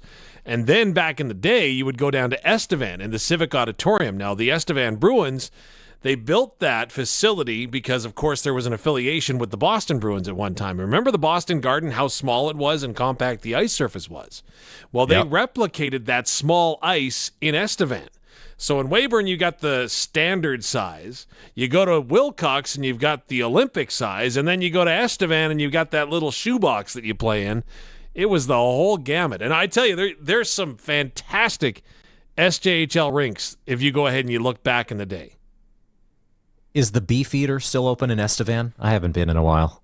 Oh, the Beefeater, I think, is alive and well. Absolutely, for sure it is. But that was I think I've been there once or twice. But it was there. It was legendary. That was pretend if that was whatever the hottest club in L.A. or New York is. That was the Beefeater that night in Estevan. It was the hottest spot that everyone was trying to get into. Well, okay, so there's another spot that I can't remember, but. Now you're jogging memories, right? So back forever ago when I was in the SJHL, right, doing games, and we would go, so those three rinks were beauties. Then in LeBret had a team for a while, and the LeBret Eagle Dome was sensational because if that place was rocking, it was absolutely loud. You couldn't hear yourself think. It was terrific. Melville's old stadium used to be really, really cool in the fact that there was no seating on the sides. There was 3 rows on either side of the rink, and then at the ends, they had the huge grandstands that went up on either side. So to call a game, because the roof was so low and there was no room on the sides, you actually had to call it from the corner. So can you imagine looking down the length of the ice, hoping to find out whether or not the puck goes into the net? Melville was a beauty back in the day. There's 4 games in the SJ tonight, still playing exhibition. I thought it was weird that Notre Dame was just playing its first exhibition game last night, and Wade kind of got into that. Like, teams have been playing for a month already, it seems, but because they do things a little different, they'll get around. So Flin Flon is playing Northern Manitoba, the Blizzard. Speaking of Melville, road trip into Manitoba, Wayway-Secapo, the Wolverines. Melfort's at Nipawin. That's just a grudge. What highway is that? That's just a grudge match. The Melfort Nipawin grudge match. Like that's your Regina Moose Jaw. That's your Swift Current Medicine Hat. What highway is that? Is that 6 or 35? I think it's 35. I don't know. I should ask my brother. He's got a cabin at Greenwater. Though I've never been there, and the way he describes this, I'm like, yeah, I don't know if we're ever going to come visit. They got a trailer. They have it's one of those things where they have a trailer, but it's permanent. Like in the lot, like they're not cabins. There's a trailer, and I think he said that Kelly Chase's mom and dad are his next door neighbors at the lake. Wow. And yeah, so it's a small world. And then Kindersley is at North Battleford, and I remember Kindersley before they got their SJHL team, and it was just senior men's hockey there. Wilkie, Corrobert, Kindersley, Rosetown, all those teams before the SJ came along. I've always wondered about the SJ in certain situations because I know, like in Alberta, Calgary had 2 teams for a really long time, and now I think they're down to 1. And that I know that Western, like that Regina and Saskatoon are WHL cities as well, but that there was never a Saskatchewan Junior Hockey League team in each city because you'd think, well, there's enough people and players that it could support. I always wondered about that. Hey, the first game I ever had in the SJHL was in Saskatoon. Harold Latrace Arena, the old Saskatoon Titans. They eventually would move and become the Kindersley Clippers back in the day. So Saskatoon did have a franchise. They did for a cup of coffee, right? It wasn't very long. I think a couple of seasons. That was it. Yeah. I remember the Harold Latrace Arena. Do you remember? We would watch Junior B hockey. The Saskatoon Royals, but that back then it was just like rough and tumble, and you were going because there'd be a lot of fights. Like it was good hockey, but it was rough and tumble. It was very different back then. How familiar are you with the West Central Event Center in Kindersley? Do you remember that arena, or have you seen that arena? Because of course they built that in place of the Kindersley arena. Yeah, no, see, when I lived there, this would have been early 90s working at the radio station there. That wasn't even around. That was not even a thing. Because that's a unique story as well when it comes to Barnes and the SJ, because the West Central Event Center was designed, and again, it's a municipality, right? You try to save money where you can. So if you can get some volunteer labor, consulting, whatever you can do, right? You go ahead and you do it. Well, in Kindersley, when they built the West Central Event Center initially, what happened was that they built the seats not on a big enough incline. So you couldn't see the ice surface because of the person in front of you, because the seats didn't go up enough. They were just almost flat. So what happened the first few years that Kindersley was there, they had this beautiful building, the West Central Event Center, with outstanding dressing rooms, all the amenities and everything.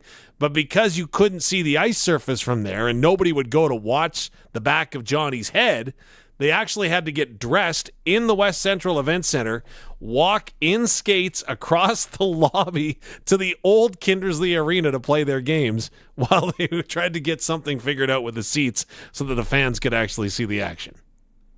See, and that's the thing I think people don't realize, the lengths we'll go through to play that sport. You know, like besides, forget getting up early on a morning and it's freezing cold, and whether it's a practice or a game, and you just to hear like the craziness of, you know, like I remember going to enough games in Moose Jaw when I lived there, going to, you know, the old Crush Can, horrible sight lines. There's a good chance if you were stuck in one of the ends, you can't see the other end. You could hear what was going to go on. But man, just the passion, and people love it. And it is that kind of year. And I haven't played hockey in a long time. And I know that, yeah, like with, you know, training camps are going again and all of this stuff. So it's tough not to get caught up in it. There's one game of the Western Hockey League tonight. Victoria is in Seattle. The Pats are going to make their debut on 620 CKRM this Friday in Brandon. The pregame show with Dante DeCaria will start at 5:30 and play-by-play goes at 6. And then on Saturday night, they'll do it all over again, but here in Regina. And the thing that the Pats are doing this year with their weekend games, they're changing the time. So the Saturday nights are going to start at 6 o'clock on Saturdays. And That means we'll do the 5:30 pregame show. Hey, if it means, you know, that you can get the family in out, because you think start at 6, you're probably done by at least 9, and then you're on your way. Now that all the games, even in the NHL, start at 7 o'clock, remember when they used to start at 7:30 and the odd one would start at 8 o'clock? Yeah. That used to be the thing for sure. And I love the 6 o'clock start idea because the kids' sugar rush from the mini donuts should come down by about 10:30, 11. So it's early night for everybody. Well, or it's, you know, we all kind of have, you know, if we have a circle of people that you stay in touch with every once in a while, there's always that one couple that's like, and this is my sister and her husband in the States, because in the States is a thing. Yeah, let's go for dinner. I'll make 8 o'clock reservations. Are you kidding me? We eat supper. We call it supper, first of all, not dinner. And we eat at 5 or sooner. 8 o'clock, that is not when you're starting. Oh, no. Drinks, apps. It's 9:30 maybe before you're getting your meal. Like, I don't know anybody. And it's hard to go to bed on a full stomach. Like, if you've just eaten, like, how uncomfortable is that? So, yeah. Or people that, hey, we're having some people over. Why don't you guys come over 8:30? It's like,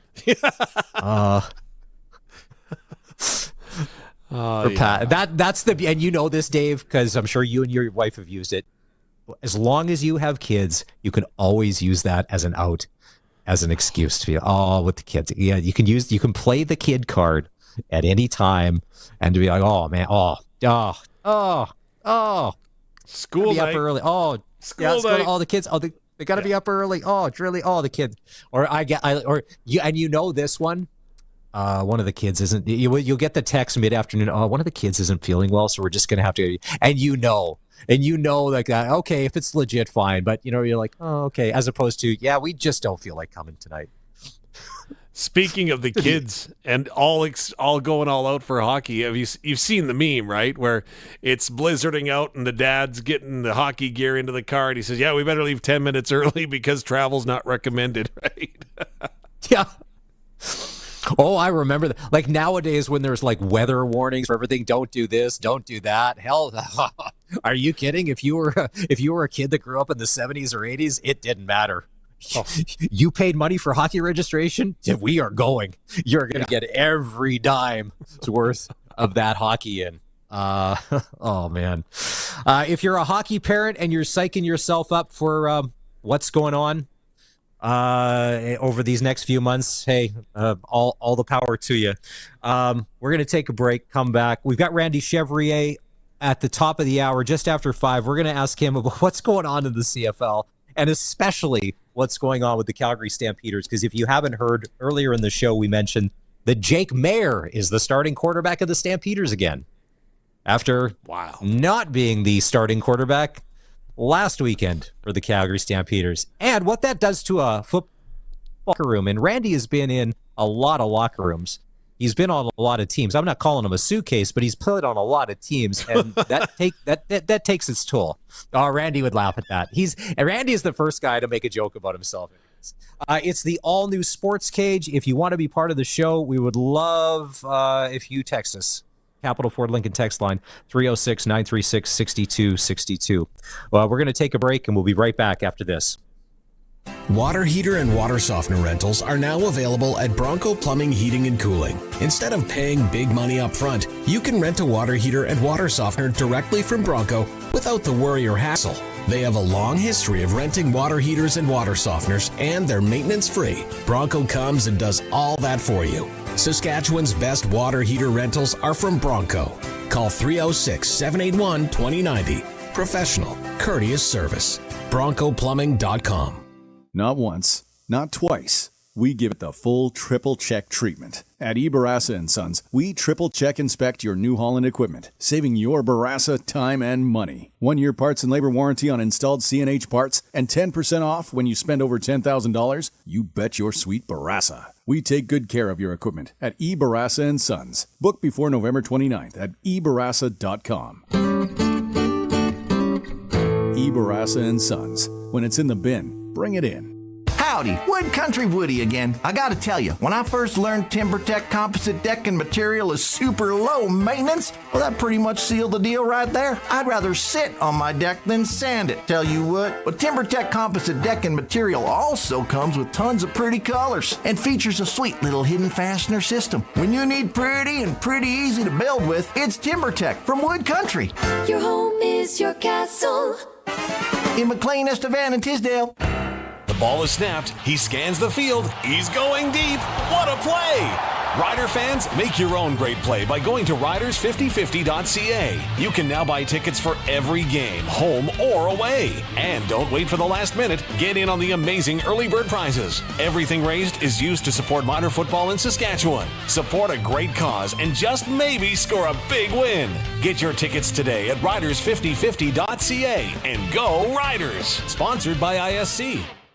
In town, at the cabin, or on the farm, only one rural internet provider brings you a whole home solution. Access Rural Internet now offers download and upload speeds up to 350 megs for one low price. Plus, keep entertained with Access Next TV Stream and keep an eye on your home and property with Access Rural Security, each for just $14.95 a month extra. Get more from your rural internet service. Visit myaccess.ca today. The largest selection of pre-owned trucks and SUVs is at Capital GMC. The GM Certified Truck Sale is on right now. Over 170 pre-owned trucks and SUVs, GMC, Chevys, Fords, Rams, Toyotas, gas and diesel, available at the lowest prices. And all GM Certified vehicles come with roadside assistance and a 150-plus point inspection. The massive GM Certified Truck and SUV Sale at Capital GMC on the corner of Rochdale and Pasqua in Regina. CapitalGMC.ca. The all-new Sportscage is live streaming from our Century Studios in downtown Regina. Watch now at sportscage.com. Be part of the show by texting 306-936-6262. 620 CKRM. If you are checking out the live stream, we appreciate it. Thank you very much. We're on X and on YouTube. And the best way to do this, if you just want to be notified whenever we do live events like the Sports Cage every day, or we're doing our Rider Radio live stream, give us a follow. Or if you subscribe on YouTube, then you automatically get notified. Some teamwork here is going to make the dream work. Colson is going to post here on socials. I just found it. There's a good meme floating around. Tom Brady is still getting trolled for a debut performance. Okay, now, as someone who had day when a brand rolled this year or day a few months back, your very first game in the preseason calling the Saskatchewan Roughriders play-by-play. It's bad enough that you were probably incredibly nervous. You do your own, and you obviously don't need anybody else. I'm thinking if you're Tom Brady on Sunday, you're making your debut on Fox Football as a color analyst. Even though you've got 7 Super Bowl rings, you were probably a little nervous, I would think.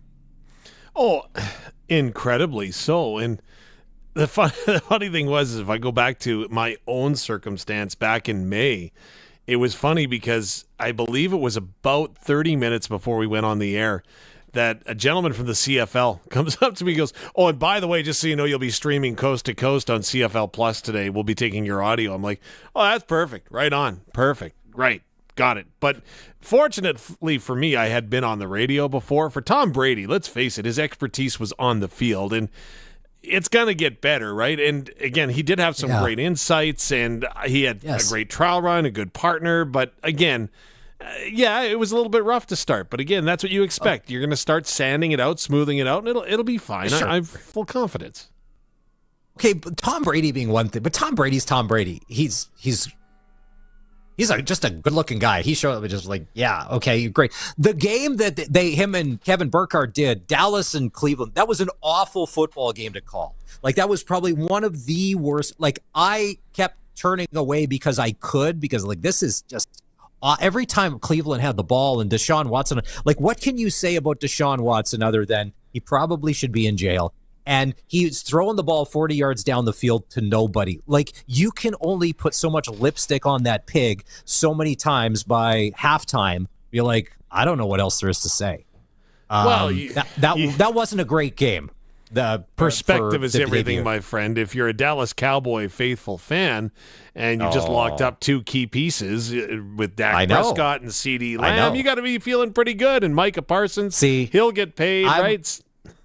I'm a closet Cowboys fan. Now, trust me, I love the internet I like it when they win. I love it even more when they lose. But if they rattled off another Super Bowl win, then I'd be out of the closet for Cowboys and be like, yeah, I'm all in on Jerry World. Okay, but it is kind of fun. The Dak 240, how many playoff wins does he have? Just a second here. I don't know off the top of my head. Just a second. Okay, come on. You go. Come on. They see. I was just going to talk about his deal and say an $80 million signing bonus. Like, did Jerry e-transfer that hint to him after he put pen to paper or what? Like, $80 million? Well, here's the thing. They've got most of their, and any of those, the NFL insiders, I mean, it's been said that you have most of your money tied up in Dak Prescott and CeeDee Lamb now. Like, and Micah Parsons is going to get paid. Like, Dak Prescott has 2 wins in the playoffs in his career. Mm-hmm. The market is the market. I think it was Arash said yesterday with Barney, he thinks this will be the last big money guaranteed contract for quarterbacks like this. I don't know about that when there's kind of no success, but you're going to have all your money in the salary cap tied up in just a couple of players. You're the Edmonton Oilers and the Maple Leafs. And then what are you going to do? Because you got nobody around them. Like, Dallas still really doesn't have a running game. To see Ezekiel Elliott on Sunday, and now he's got like a different number. Who's got his old number? Like, can he at least have that? No, the cornerback. What's his name? He took it, and no, apparently Zeke doesn't want it back. But if you're the Dallas Cowboys and Jerry Jones, man, you wear as many different numbers as you want because our jersey sales just went way up, and we got to pay for a quarterback now. Yeah, I put this on social media. There's no better time than the month of September to be a Dallas Cowboys fan because optimism is high, and there's always that September where we're going to the Super Bowl this year, baby. Yeah. And then by about mid-November, when the wheels are really starting to fall off, and then by December, it just grinds to a halt. And when they do make it in the playoffs, for whatever reason, it just all stalls out. It was like there was a lot of preseason hype with the New York Jets, but then watching the game the other night against San Francisco, who is a really good team, but for them to become a really good team, they have to win a Super Bowl to be championship caliber. You could just tell the difference there, and it was neat to see Aaron Rodgers back on the field, but you could just tell when San Francisco was pulling away and Brock Purdy, and San Francisco has to win because Brock Purdy is still on his rookie deal because he's going to get paid, and then that throws the economics all out of whack. Maybe they'll give him marketing money. I don't know. Or maybe that's not a thing. Wrong thing. Well, that's funny. At least in the NFL, it's just the owner's money, and they don't have to scam it with marketing money. Tomorrow night, the Thursday night game, Bills and Dolphins. And if you've been following this Tyreek Hill thing, this situation is taking all sorts of twists and turns. From what happened on Sunday, where he was pulled over for, was it reckless driving or was it speeding and a seatbelt ticket? Dangerous driving, yeah. Dangerous driving and a seatbelt ticket. And then there's the body cam footage. He's laying on the ground. Calais Campbell apparently got put into cuffs for a while there. But then some of the footage that is coming out now is that he kept disobeying the cop. He kept rolling up his window like he wasn't cooperative. The cop that was immediately suspended has been put back into active duty, 27 years on the force, and apparently is part of some union. So it's not... On Sunday, it was one thing, and here it is Wednesday. It's murky, and it's a bit of a distraction. So Dolphins, Bills tomorrow night. They'll play. And same thing with Buffalo, much like with San Francisco. And San Francisco's gotten a little further. There's a lot of hype around the Buffalo Bills, but they actually have to come through and win something now because there's a lot of talk about them over the past few years. Oh, they're the best team that never wins. Yeah, no, that's true. Right? And absolutely. Josh Allen. And you love Josh Allen.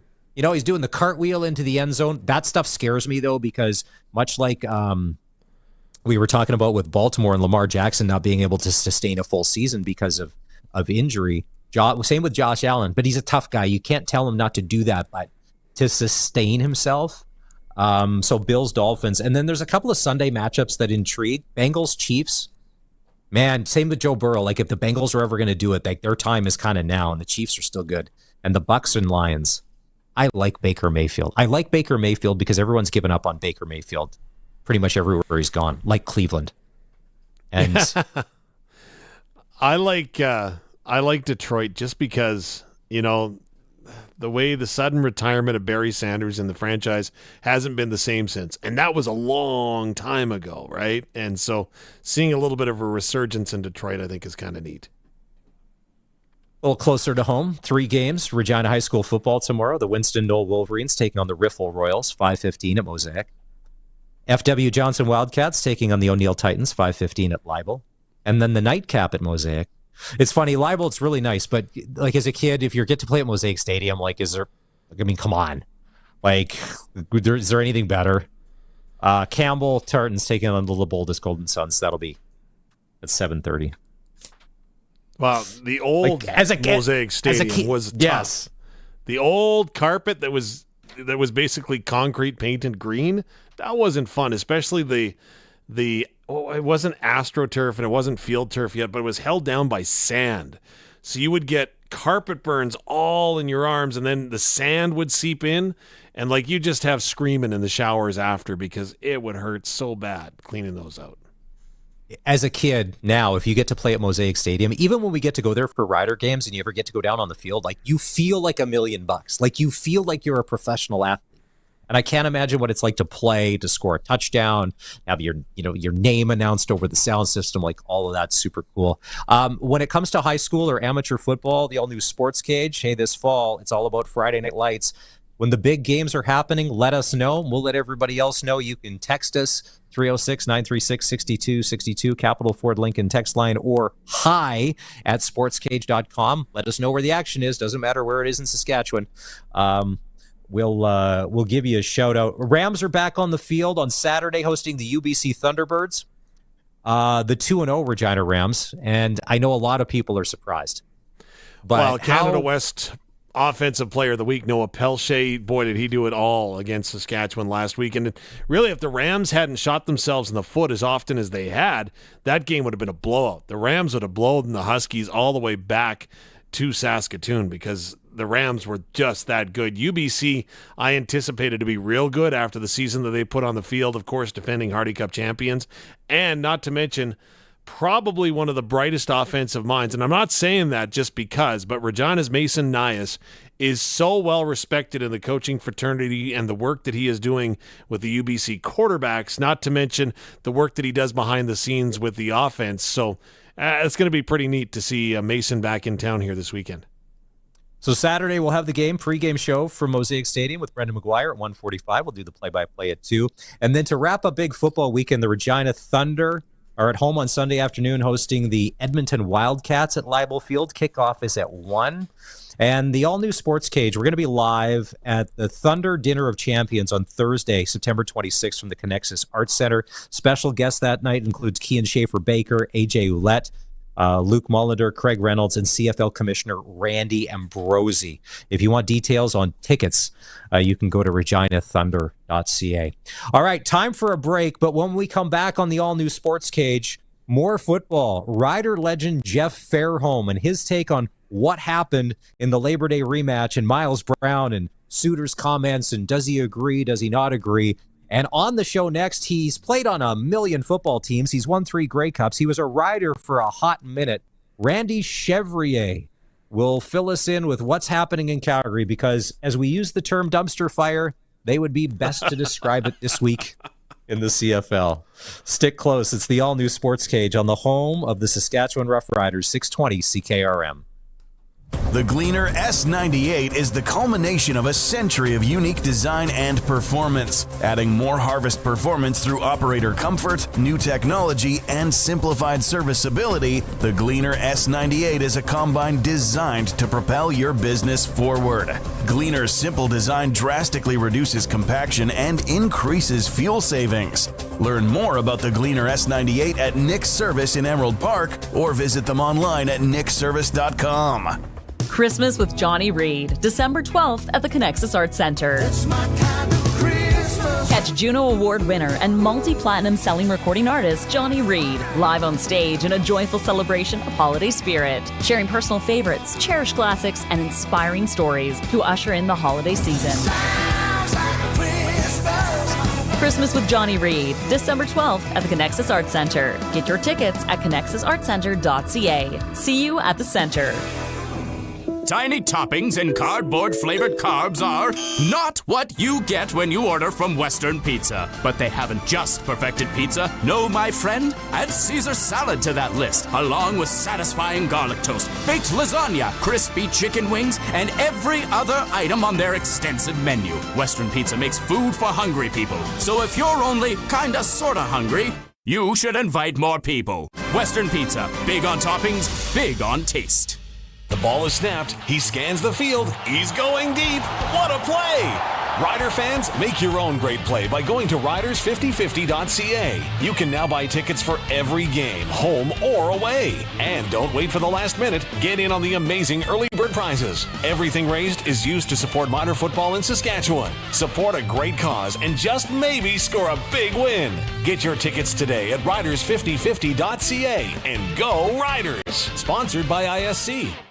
When you have a big job on the go, always head to Prairieland Rental for everything from skid steers to excavators to jackhammers. You'll get everything done with equipment just from Prairieland. You won't need to go anywhere else. And at Prairieland, you deal directly with the owner. They're very local and very Sask. They appreciate your local business and they've got everything you need for your projects. They'll even deliver. Prairieland Rental, 600 Albert Street. prairielandrental.com. Hi, this is Shannon Forrester with Floor Coverings International. We pride ourselves on making our customers' flooring experience seamless. From the in-home consultation, to installation, to our final walkthrough, we ensure that you are completely satisfied. Your home is your sanctuary, and it's probably your biggest investment. When you need new floors, you want to make sure you're working with a team you can trust. But don't take our word for it. Listen to this Google review from Cassandra. What a great experience having this company redo our flooring. The sales reps were fantastic, super friendly, punctual, and educated. The installers were so fast and did incredible work. Their attention to detail throughout the project was impeccable. They were friendly, on time, and always in communication during the whole process. We'll definitely be recommending Floor Covering International to friends and family. Check out our Google reviews and see why we are the 5 stars of flooring. Don't let our name fool you. We are locally owned and operated. Visit floorcoveringsinternational.com today. 3D wood signs? Multi-layer designs? Dimensional wood art? Layered wood Gifts? Wood paintings? Woody layers of awesomeness? We're not always sure what to call our creations. But when you need a meaningful gift to recognize someone who matters, this is the place to go. Personalized pieces made in-house that celebrate the family, friends, clients, and staff you care about. Sticks and Doodles, Regina's personalized artwork and gift shop. Now open at 2406 Victoria Avenue East. Thanks, Regina. We promise to make you proud. Country Corner, brought to you by Municipal Hail Insurance. Proudly serving farmers. MunicipalHail.ca. Take in the Southie Summer Market every Sunday from 10 to 2 until the end of the month. A variety of local vendors with baking, jewelry, clothing, and more. You can find them on the junction of Highway 6 and 22 as you enter Southie. And save the date, December 12th, for Christmas with Johnny Reid at the Connexus Arts Center. Johnny will bring you an unforgettable night filled with holiday cheer and beloved classics. Limited tickets available at connexusartscenter.ca. For more information, visit 620ckrm.com.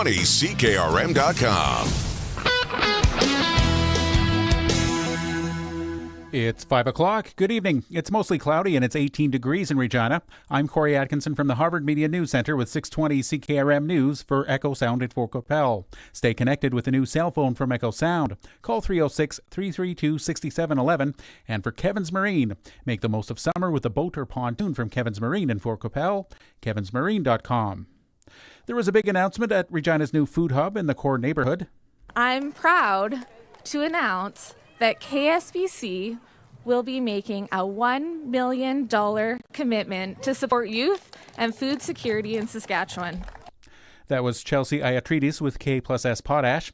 They are donating $1 million over 5 years to support the Food Hub and the Saskatoon Food Bank. Iatridis says each food bank will get $500,000 to support its programs.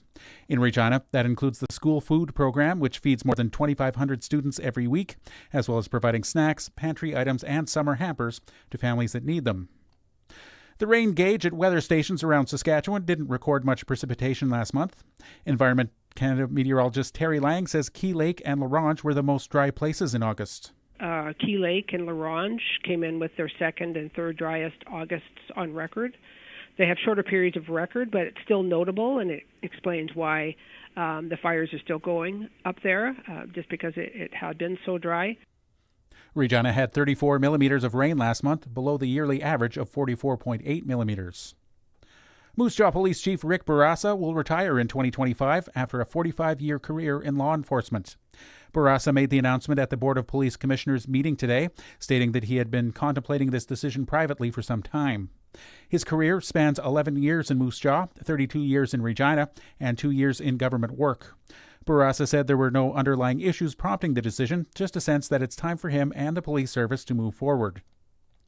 Jagmeet Singh, top advisor, says the NDP leader isn't eager to trigger an election, even as the Conservatives challenge him to do that.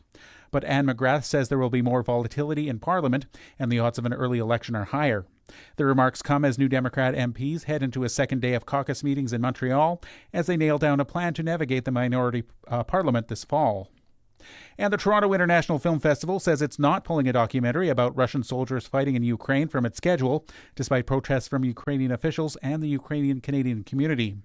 TIFF says it respects the concerns raised about Russians at war, but says the film should in no way be considered Russian propaganda.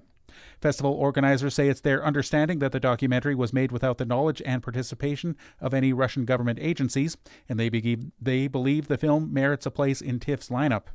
The Ukrainian-Canadian Congress says it's disappointed by TIFF's decision to double down on screening Russians at war. It's 5:03, and that was your 620 CKRM News. Weather is next.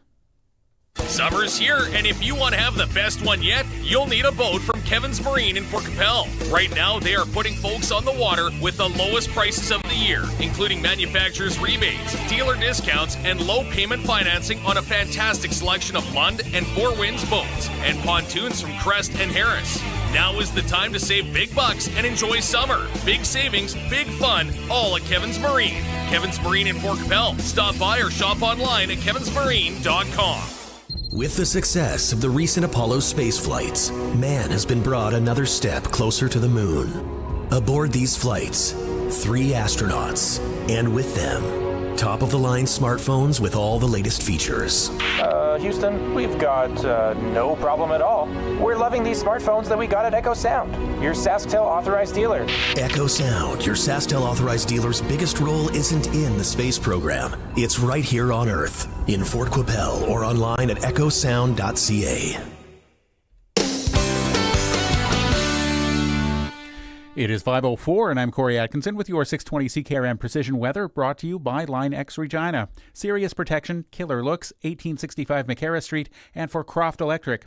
27 years of trusted, reliable home, farm, and commercial service for all electrical needs. CroftElectric.com and all socials. Now, here's Precision Weather meteorologist Phil Spivak. Some scattered showers and thunderstorms remain possible through the night. They become very isolated, though, and it's going to be breezy, mostly cloudy through the night, a low near 12. Into the day on Thursday, partly sunny at times, with some spotty showers and thunderstorms again flaring up through the day. Pretty hit or miss. The best chance right through midday, and then that threat diminishes through the afternoon. Winds could gust, though, up to 60 kilometers per hour through the afternoon on Thursday.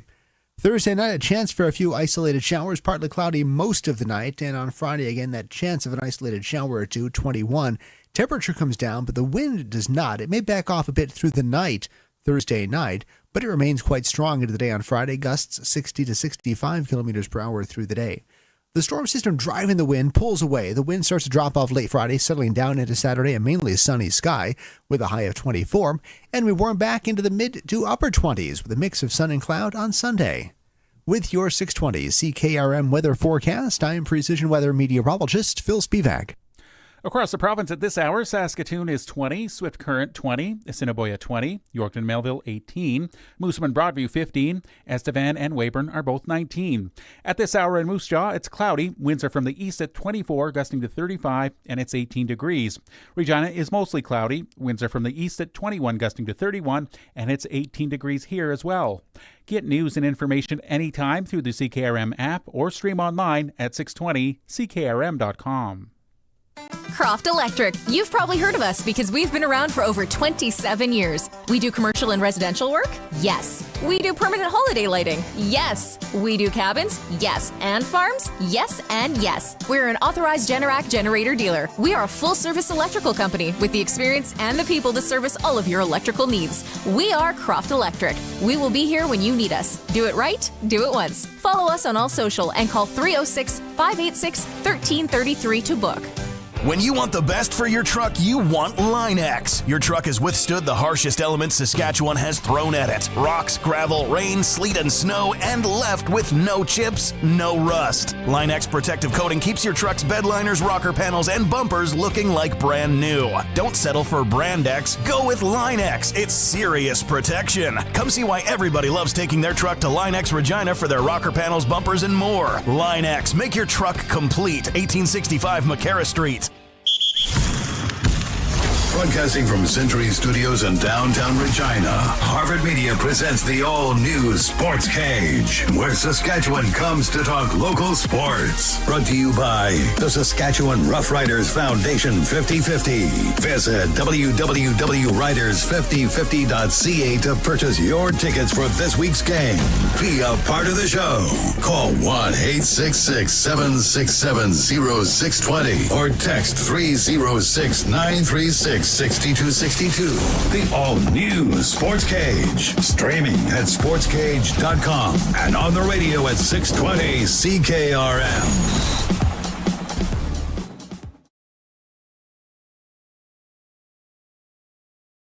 Flights, 3 nights hotel at the Blackcomb Springs Suites, lift tickets and shuttles, or you can take $3,600 cash. Your ticket deadline is Tuesday at 5. You can buy your tickets at 5050.ca. Hour 3 of the all-new Sportscage. Chris Masrick, Dave Thomas filling in for Barney Shinkrek. He'll be back in tomorrow. It's been a busy show. If you've missed any of it, we chatted with Wayne Klippenstein from Notre Dame. You can always catch up on the Sportscage podcast, and those are all sitting at sportscage.com.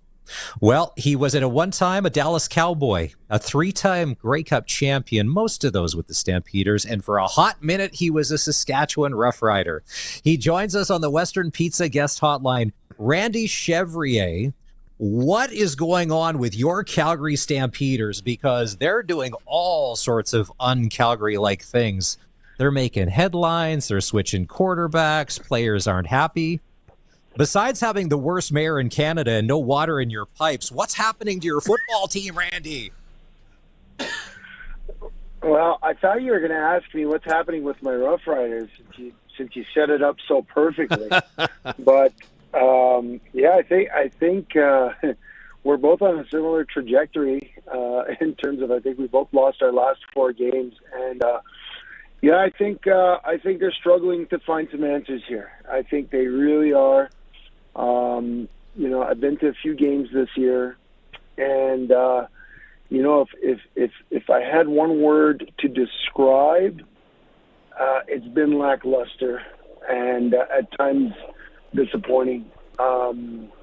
It's hard. It's hard. I mean, the Stamps are on the gravy train for so many years. I heard the stat today that the last time they lost back-to-back in the Labor Day and the Labor Day rematch dates back to 2014, which was before when I played there, or 2024, 2004, which I believe that was the year before I got there. So, even in terms of that barometer for success, they're in some dark times right now. And I hear Dave. I don't bug him during the season. I know Dave, and I'm a text away from him, but I don't bug him during the season. But I listen to him on the radio, and he sounds like he's trying to find some answers. And if you look just at the number one position in the CFL, their cupboards were full for years, and now they're a little bit bare.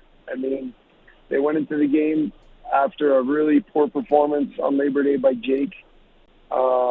Unfortunately, he's always going to he's a quarterback. The quarterbacks take the brunt of the blame, and they take a lot of the credit when the team's doing well. But in this situation, 4 picks tell a bit of a story, and it told enough of a story that they've made a change for the rematch.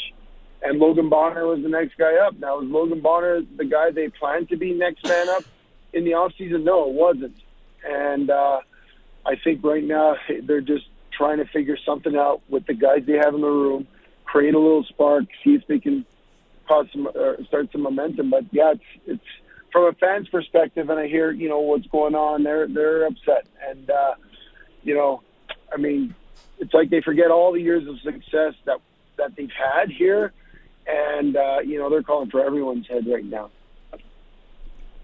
I wouldn't suggest that Dave Dickinson has lost it because, let's face it, he's a bright football mind. John Huffnagel, who's still there too, hasn't forgot how to find players. So what has been the change or the shift, if you will? Yeah, I don't know what it is. I can't put my finger on it. You could talk about the entire dynamic of the league changing after COVID. You could certainly say that there was something that happened in that time. There was the startup of some spring leagues where players started testing the waters elsewhere, and when they test the waters elsewhere, the team has to fill their spots with other guys. You think about what's his name in Montreal, linebacker in Montreal, that he was with Saskatchewan for a bit. Darnell Sankey. Not Sankey. Yeah, Sankey. Yeah, I was thinking Sankey. Yeah, so he left the Stampeders, free agency, and then he went down south. And, I just find that the Stampeders had full cupboards for a long time, and people rated their cupboards because the Stampeders have a history of not paying their guys very well in free agency. They pay fair, but they're not paying top dollar. So you see former Stampeders getting top dollar around the league and having left the team. And I think it left them a little bit bare. And you take a chance when you move on from an established quarterback and try to anoint the next guy in this league. And not every guy is the next guy. Sometimes he's the gap guy. But you got to give the gap guy a chance to be the next guy. I mean, we've seen it in every city.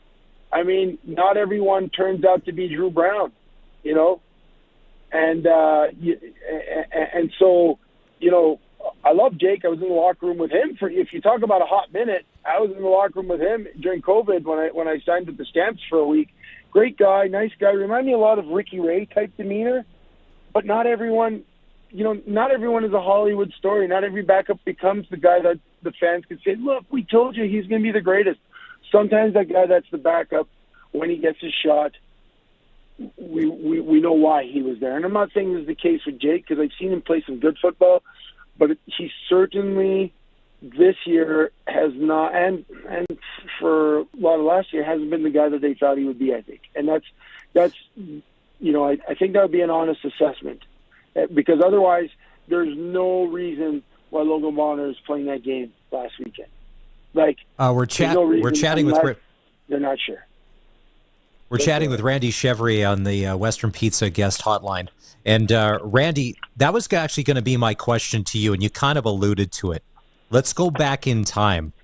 When they decided to move on from Bo Levi, do you think that could have been another? Did Bo Levi have another year lifespan as a Stampeder before the Jake Maier thing? Because they both kind of, floundered and kind of really hasn't worked. It's easy to look back now, and I can see why, and it's money and it's all of this. But with Bo Levi, you even though he was hurt a little bit, you kind of knew what he had. He could be that gunslinger and win you a game when you needed it. Yeah, you see, and I don't know. This is the thing. When Bo Levi left, I thought he probably had to leave. And the reason was this. Bo Levi was never going to give himself a chance to heal properly so long as he had Jake Maier behind him that was pushing him. Because 2 years ago, when Bo still was coming back from injury and Jake was playing and he had the hot hand, if I'm a quarterback, I'm feeling that pressure. Everyone knows what happened to Drew Bledsoe when the Jets knocked him out of the game. Everyone knows what happened. So it doesn't matter if you're a long snapper on the team like I was or you're the top quarterback. Nobody wants Tom Brady to come at the expense of you being out of the game. And I think so long as Bo had that big contract and he felt, and Bo's a competitor. He's a super competitor. So long as he felt that pressure to probably come back earlier from injury, I think he had the shoulder 1 year and he had the knee. I don't think he was in a position to succeed in Calgary just because it was the perfect storm of negative for him. He had a big contract, he was injured, and he wasn't playing the best. So I don't think Bo would have worked out either. But Jake was the next man up, and he was playing well. And, I'm actually, if we go to Bo, I'm actually surprised that it hasn't really he hasn't played poorly this year, but those he's actually one of the top 3 quarterbacks in the league this year. It's just the interception numbers that have been killing him. But and I'm a believer. Every week I do my picks with Nasty on our show, the Ride with Chevy and Nasty. We got a little podcast, and every week I pick the Tiger Cats when Bo is playing because I believe in him. I believe that he's going to have that magic that Ricky Ray found when he had a change of scenery in Toronto. Now, Ricky Ray found it a lot sooner than Bo, but I think Bo can do well in this league. But back to Jake. When Bo left, now there was tons of pressure on him. And the conversations he was having is different. When he's the guy behind the hotshot starter, he can do whatever he wants and he can try things, and there's real no pressure on him. And I think that was the situation they tried to put Logan Bonner in on Friday, but it didn't manifest the way it did for Jake a few years ago. I really think what was the Achilles for the Stamps this year, unfortunately, is the backup plan turned out to get hurt, and that was Matthew Schultz. Matthew Schultz went into the Eastern Final last year as the starter for the Hamilton Tiger Cats. I mean, people that might not remember, but at the end of the season, Bo Levi Mitchell said he doesn't even know if he's back in Hamilton for 2024 because of the quarterback controversy that was created that game. But then, lo and behold, they trade him to the Stamps, and I think that was the backup plan. Logan Bonner was not the plan to be the second guy, but that's all they had in the room. And I think that's really where the Stamps are snake bit. But, yeah, did we get rid of Dave Dickinson? Hell no. Dave, it'd be like saying we'll give up on Wally Bono. You don't give up on quality coaches. They might not. I mean, we see it all the time. People get mad and they're looking for a head to roll. But, gosh, I think that's a big mistake. Sometimes you just got to get the right personnel. And I think right now, they lost Malik Henry 2 years in a row. That was a big loss for them on, when you talk about offensive production. And your quarterback's not playing well, and you don't have a bona fide number two. You don't have the situation, like the Alouettes have. You don't have a situation like, geez, like who would have thought that Edmonton has that situation where you go away from McLeod Bethel-Thompson, he was one of the top QBs in the league. His stats were up there. They bench him. They go to Trey Ford. They start winning some games. He gets hurt. McLeod comes in and looks like old Aaron Rodgers out there just picking apart the Stamps during Labor Day games. So, yeah, I think the Stamps are just snake-bitten by the roster and the injuries and maybe a few years of it kind of getting eroded in terms of their depth. And I think we've seen it last year, and I think we see it manifesting this year. Randy Chevrier joining us on the line. I know my partner Luke Mullender would be pounding his fist on the dashboard if he hears me ask this, but you know, the Saskatchewan Roughriders can be let off the hook a little bit when you look at their depth at offensive line. They're now under their 12th starting offensive lineman. In Calgary, can you point to the problems at running back and not giving an opportunity for Jake Mayer to rely on that running game to maybe not allow him or force him to throw the football and be as complete a quarterback as he has to be in that because there has been struggles in the running back position? Yeah, well, I mean, that's what it is, right? If you don't have a multifaceted offense, it puts a lot of pressure on the one and makes your offense one-dimensional. I mean, you look at Kadeem Carey, who the Stamps like, oh, he's doing awesome in Toronto. And, you know, is it a case of maybe, you know, Elio's coming off an injury, Dedrick Mills is doing well, but, you know, if you have Kadeem Carey, is it a little different? I don't know.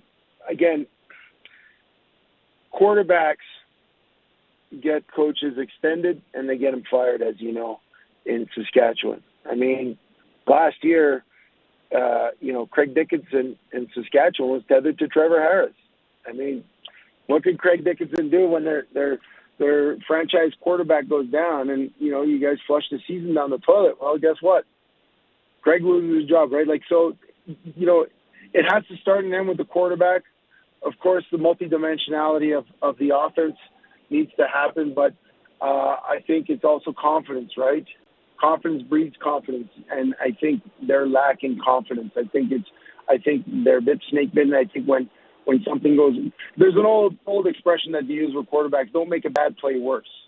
You know, like if it's a bad snap, like just get rid of the ball, just don't make it worse. Don't throw a pick. Don't turn the ball over. I think that's what's happening in the grand scheme of gameplay. I think when something goes wrong for the Stamps right now, it gets worse in a hurry. They do some good things, but not enough to turn the tide in their favor. All right. Randy Chevrier is on the all-new Sportscage, and along with Sheldon Napastuk, they do a podcast called The Ride with Chevy and Nasty. You both have ties to Rider Nation. Okay, we know about the Stamps. What do you see with the Saskatchewan Roughriders? We're in one. Hashtag we're in one right now. What do you see with this Rider team this year, and what do we got to do to get out of it? Well, the bit that I've watched, I mean, a couple of games lost at the end there. The tie game was against Ottawa. I thought that was a little ticky-tacky. There's a couple there that, you know, could have gone either way. You know, there was one game when was it Montreal? The kicker missed 4 kicks. I don't think they're in as bad as the Stamps, but they are sure finding ways to lose. You know what I mean? They're not losing games because of their play, like they're in it. I mean, the Banjo Bowl and the Labor Day game were two good games, but they're finding ways to lose. And good teams find ways to win those close games. And that's what they haven't figured out yet. And I'm not sure, like, you know, I love Mace. I was his teammate, and he's a great energy guy, and they got some really good people on staff there. But they got to figure out how to take it to that next level. Like it's a 4-quarter slugfest, and sometimes even into overtime. And they got to match the energy of whoever's out there. Yeah, they had some injuries. Again, Trevor went down, and again, like anytime you lose a quarterback, very few teams have a situation like BC, where you lose the guy who was lighting up the league. Yeah, he was in a little bit of slump. And then you get the guy who was like the league MVP from 2 years ago coming back from the NFL. Or very few teams have a situation like the Alouettes, where Cody Fajardo goes in, and next thing you know, they're still winning games. Most teams, it becomes a slump until that guy comes back and is fully healthy. So yeah, I think it's a little bit more positive in Regina. I think they just gotta find a way to slug it out and finish some of those plays that they're not making. Little things. I mean, the fumble on the punt, or the punt or kickoff. I think it was the punt. A couple games back. That's a killer. That's a killer. That is a killer for a team. Turnovers, penalties, and the special teams battle, right? And when you commit a turnover and the special teams, it's like twice as bad for your team. So I think it's little things for them. I don't think they're looking around the room and saying, who's going to lead us? Who's going to be our leader? How are we going to get through this season? I don't think they're there. I think they're sitting around the locker room saying, guys, we are close. We got to finish.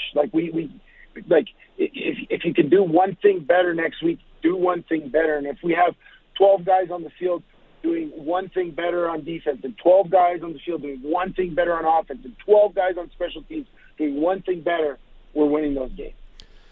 It's a little different when you're saying who's going to throw a ball for us? Can you throw, Joe? Because we need someone to throw. We need someone not to throw 5 interceptions in a game. We need someone. It's a little different. Randy, you're a 3-time Grey Cup champion. Sometimes you hear that teams need to learn how to win. Is that for real, or how do you learn to win? Yeah, you learn to win in practice with your habits, and you learn to win in your game with the habits, and you also learn to win with the chemistry. Again, I'm not going to pretend to be an expert on the Riders roster, but it really takes a roster that cares about each other and not just their job. In the heyday of the Calgary Stampeders, when we were winning and we were the team to beat, so to speak, in the West, we had a rivalry, it seemed, with every team in the West.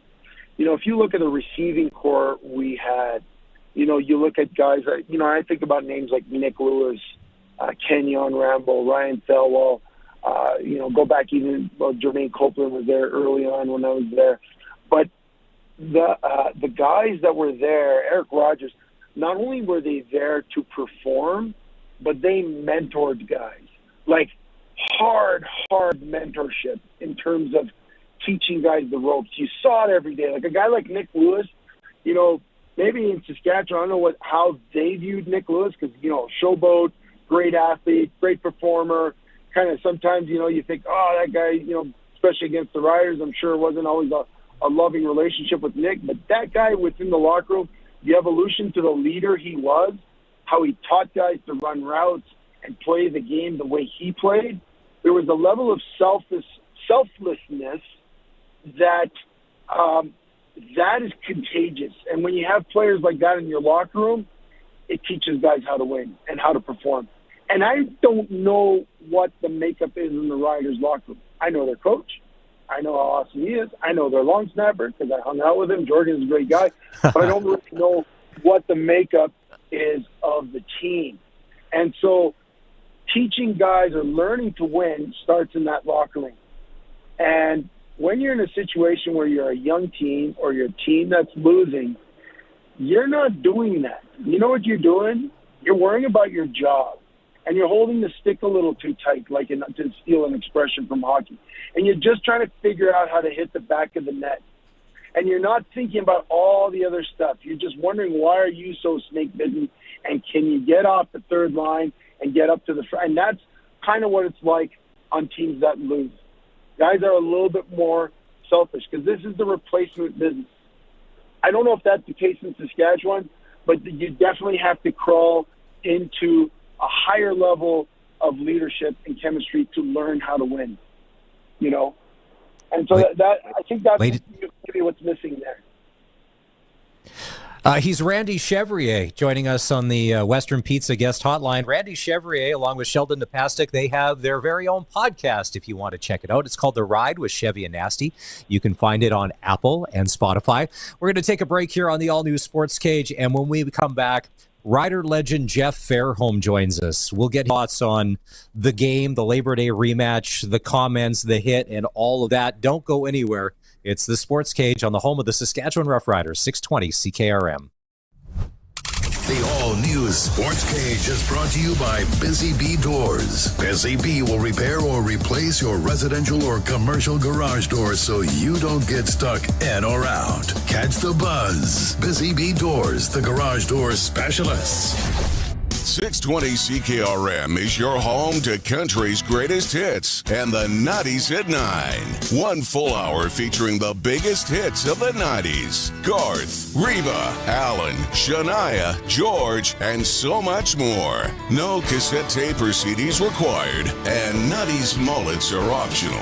90s at 9 for the town of Wolseley and the voice of Saskatchewan. 620 CKRM. Since 1949, Nelson Homes has been providing you one-stop shopping for ready-to-move homes, panelized packages, and on-site builds. Nelson Homes' team of authorized dealers all over Saskatchewan would be happy to help you turn your dream home into a reality. In the Strasbourg, Last Mountain Lake area, call Dean at Solid Works Carpentry or call 1-800-661-6534 for more information. Nelson Homes, trusted quality and service since 1949. Sask Lotteries has 50 years of winning behind us. And you know what that means? Lots of winning numbers. Numbers like over 1,200 organizations funded and 12,000 plus groups supported. $6 million given away annually in community grants. And the winningest number of all? $1.4 billion given back to the people of Saskatchewan through sport, culture, and recreation. And we're just getting started. Help us grow the next 50. Learn more at sasklotteries.ca.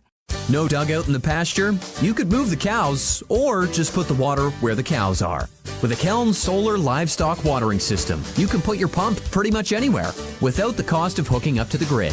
If your cows are over here, put your Keln Solar Livestock Watering System over here. If they're over there, put it over there. If the cows are on the roof, you have weird cows. Learn more about the Keln Solar Livestock Watering System at kelnsolar.com. Keln Solar, we move water. You've heard of Flamin and what we do, but why work here? Here's Melissa, a member of our team for 7 years. I love working at Flamin. It's just got a little bit of everything that I look for in a job. The people here are great, the employees, customers, suppliers. It's a great teamwork environment. It's just got a good work-life balance, good flexibility, which is important to me as well. Our people are what make us great. You fit at Flamin. To learn more, visit flamin.com/careers. Witness champions rise, legends reborn, and history rewritten.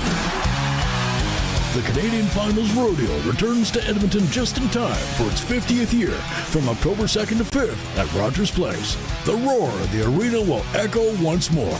Tickets are now available at CFR.ca. The Canadian Finals Rodeo, back and bigger than ever.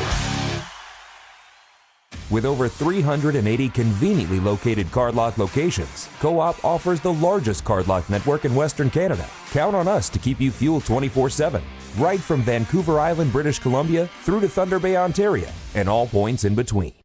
The all-new Sports Cage. Watch our live stream at sportscage.com and on the radio at 620 CKRM. Hey, don't forget the Regina Pats are going to be back on the radio as of Friday night. We'll kick off the preseason with the Pats. They're going to be in Brandon to take on the Wheat Kings. 5:30 pregame show and then 6 o'clock face-off. And then they'll do it all again Saturday at the Brand Center. 5:30 pregame, 6 o'clock face-off right here on the home of the Regina Pats, 620 CKRM. Chris Mazurek and Dave Thomas in for Barney Shinkaruk today. And let's get them on here. I know they were teammates, but they don't always agree on everything. He's part of Rider Radio. I've always loved Jeff Fairholm. I loved him before I even knew him. We've had some lunches together. Jeff Fairholm, let's rewind to this Labor Day rematch. Let's go right to the Miles Brown hit. I thought it was it wasn't good. I thought it was a football play. It wasn't a dirty. It's an unfortunate play. Where do you come out on all of this? Is Brown a villain wearing the black hat now and we should feel sorry for Strebler because he's hurt? Is Wade Miller right? Where do you weigh in? Well, he's a villain in Winnipeg for sure, but he's not in my mind. I mean, he's one of the nicest guys I've ever met, actually, and I met him only a couple of times, and he's not a dirty player. This thing where people get hit and they're flying through the air, and everyone expects them to, have a, what's that called, like wings or some sort of tail thing where they're able to flip themselves in the air and avoid hits. I don't know how that happens, and everybody's up in arms about it. But I think it was a football play. I think it's fair. So you had a chance to dissect the two games. What did you see in the Labor Day game and the Labor Day rematch? We need to learn how to win. I mean, we're shooting ourselves in the foot almost every time now, and we're finding ways to lose now instead of finding ways to win. I was examining, and I went back through some of the earlier games in the year where we were playing better and winning games, and we had a bunch of turnovers. We weren't turning over the ball. I think we were at plus 17 on the turnover ratio, which I think still leads the league. It's going to take a long time for teams to catch up to that. And we've lost that. I think teams have figured out our defense. We're not getting as much pressure on the quarterback. We seem to be playing. Now, we have to remember, I'm watching it a lot on TV, so I don't see a lot of the back end. But it seems like we're playing a lot of defense, and we're relying on our front four, front 5, 6 to get pressure, and we're not getting pressure. I think it was the Labor Day game where we had, I think, the sack in the first series, maybe the first play of the game, and I thought, oh, great, we're going to finally get some pressure, and that was it, right? So, we're not doing that anymore. Now we have Trevor Harris back, and I think he's playing just fine. Our offensive line is banged up, and I said in the pregame show, last week, where to me, the MOP of the team is the offensive line coach. He's getting these guys ready, and they're not blowing games. It's not that for a change. The last 2 years have been offensive line, but we're plugging guys in where, we're fine there. I think offense is okay. Defense, I'm getting concerned about, and we're just shooting ourselves in the foot with a play here and a play there. But after saying all of that, I still think we have the team to do it. We just need to take that next step and believe in ourselves again. We were there. I'll give you another but.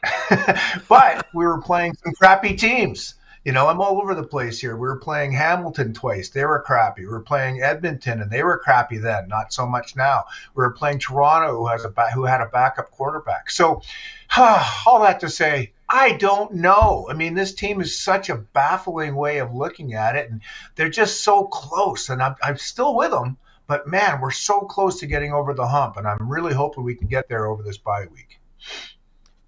It's Jeff Fairholm joining us on the Western Pizza guest hotline. If you're watching our stream on X or on YouTube at sportscage.com, thank you. Fairholm's tan is better than mine. I'm kind of in the middle, and Dave looks like he's got some sun this summer. I look like I could, going back and rewatching the Labor Day rematch, it seemed like whenever the Bombers needed 6 yards on second down, Brady Oliveira was open as an outlet and got 7. If they needed 9, he got 10. They were always open. I found that it was the underneath stuff that was killing us. It was our secondary.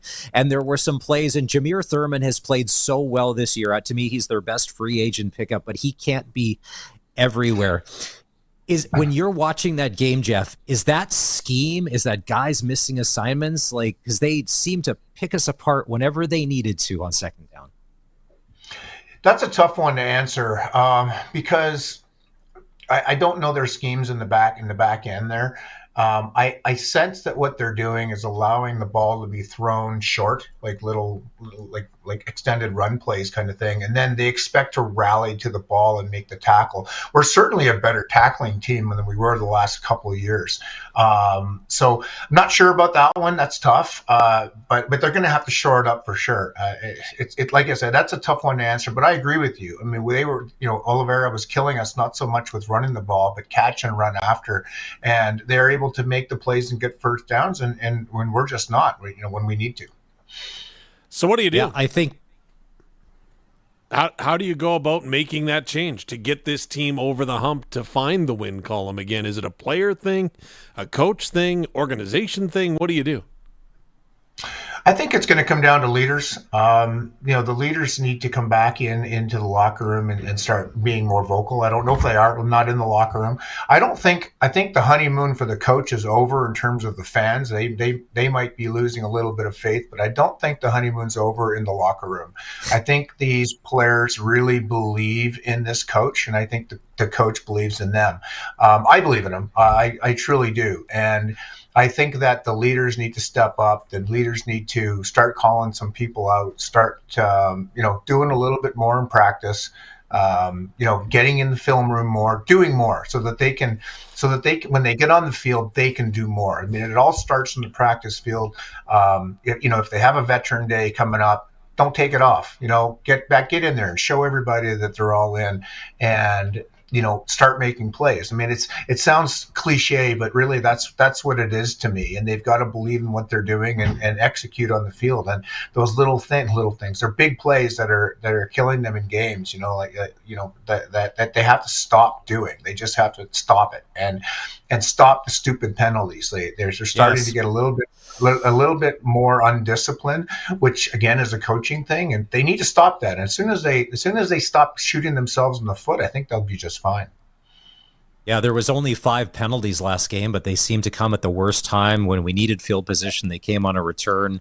Then there was the Thurman and Oliveira out of bounds, and then and it just adds up from there.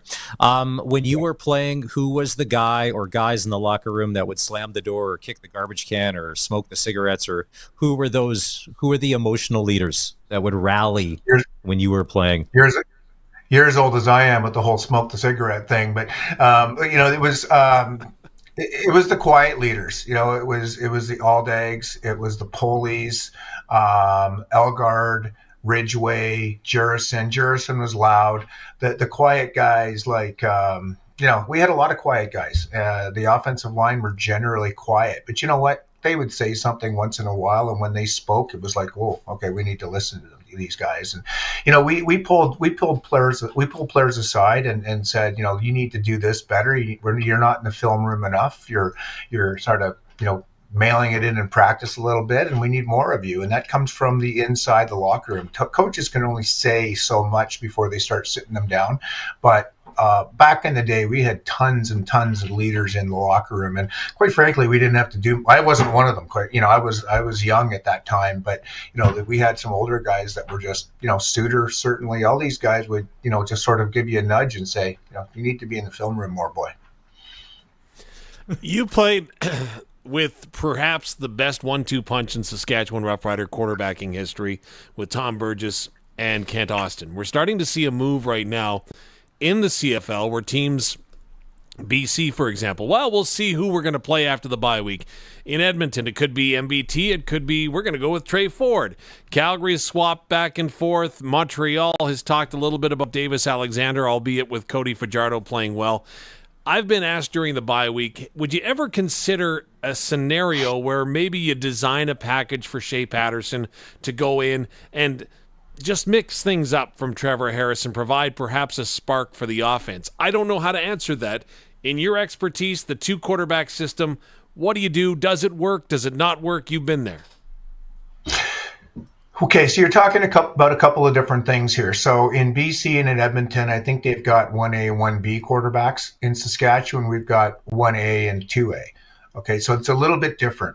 When we were playing with Kent and Tommy, it was 1A and 1B. So, and you look what happened the year after. I mean, we had a great team. Everyone was all in, and we had very selfless players, and it was all about teamwork. So when Kent didn't play that great in the Western Final and got nicked up, and Tommy came in and won the game for us, and then to start the Grey Cup game, they put Kent in.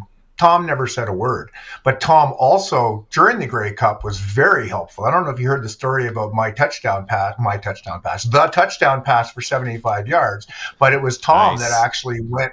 Tom was actually the one that came over to me and said, "Can you beat so-and-so over the top?" And I said, "Yes." Next play, guess what happened? Kent threw the ball over the top, and it was a touchdown. It wasn't my touchdown. It was a team thing. Okay, I want to make that clear. Now, when you have 1A and 1B, that doesn't last long because you've got two quarterbacks that want to play. And look what happened to Tom the year after. He asked for a trade and was traded to Winnipeg and went on to win the Grey Cup with them. So that's not going to last. As good a guy as Tom is and was, that's not going to last because they all want to play. What we have in Saskatchewan is we have 1A and 2A.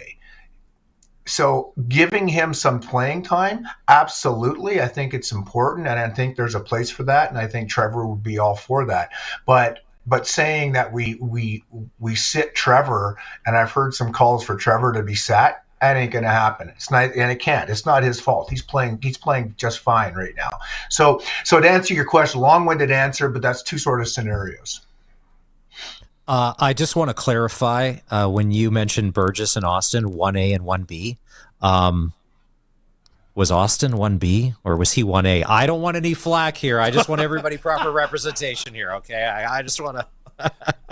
Tommy's one of my best friends, so let's say Tommy was 1A just for fun. Okay, because I still remember back in April when we were at Mosaic and there were some Austin stories flying around, and I just looked over, they look on your face.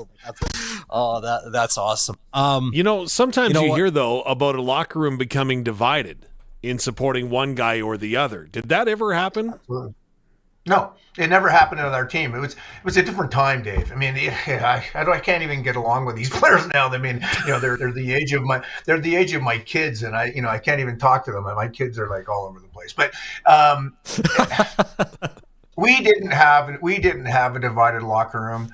Yes, it can certainly happen because there are cliques and things like that. I mean, you got probably 60 guys sitting there in the locker room, so it can happen. It didn't happen with us. Because like I said, Tom and Kent were good enough for the team, and they were all about the team, and that was the type of team that we had.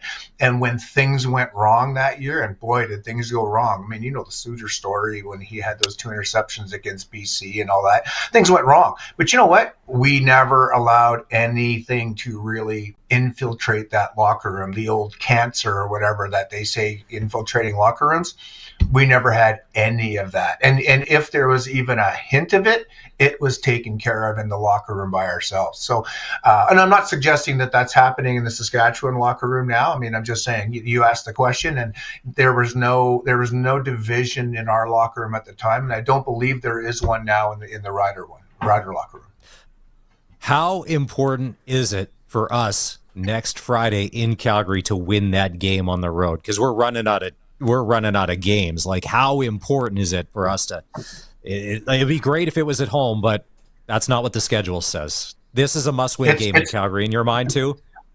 Absolutely. I mean, it's the true definition of a must-win, other than a knockout playoff game. I mean, this is Calgary's got. Well, I haven't looked at the standings, but I think they're 1 game behind us. 2 games behind us. I'm not sure, but it's a 4-point game, and we play them again this year, and we have to win this game, not so much for the standings, although that's very important, but we need to win this game for the team to get their mojo back.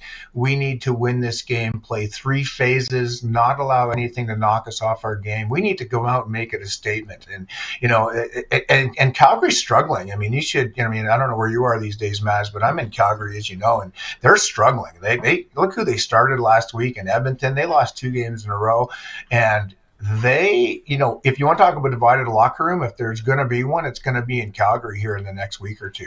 But, if they lose against Montreal, which I expect them to. So we need to come in here and really put a spanking on them and show the league that the Riders are for real. And so that the next team that comes into Saskatchewan and says, we're going to come and play you, that the Riders are ready. And for the Riders and their mentality, they need to come in here and put a smackdown on Calgary. Love it. Will the mayor in Calgary allow you to go to the game and use any water there? Are you allowed to? Is it just, I think we're going to be allowed to use water by then. I'm not sure, but I stink right now. No, I'm just kidding. But it's not as It's not as bad. It's not as bad as you think. But no, I'll be at the game. In fact, Roger Brandville, who some of you may know, has invited me and my wife and I to the game. So yeah, we'll be there for sure. Nice. Ladies and gentlemen, he's Jeff Fairholm. You can catch him on our Rider Radio Game Day coverage, which we stream as well on YouTube and on X and at sportscage.com. He will be on before the big game next Friday, along with Justin Dunk and Wes Cates. He's Rider legend Jeff Fairholm. All right, we're going to take a break. There's not a lot of time left in the show. If you've missed any of our interviews today, you can always go back and catch the podcast at sportscage.com. We chatted with Wade Klippenstein from Notre Dame Hockey earlier. He's the director of hockey there, and they've got a big game coming up this weekend. It's an exhibition game, and they're raising money for charity in the Regina Food Bank as the U of R Cougars are coming to town coming to Wilcox to take on the University of Manitoba Bisons with a 3:00 face-off. It's going to be a $10 admission or a donation, which will go straight to the Regina Food Bank. All right, we'll take a break, come back in just a couple of minutes, and we'll wrap the show. It's the all-new Sports Cage on 620 CKRM.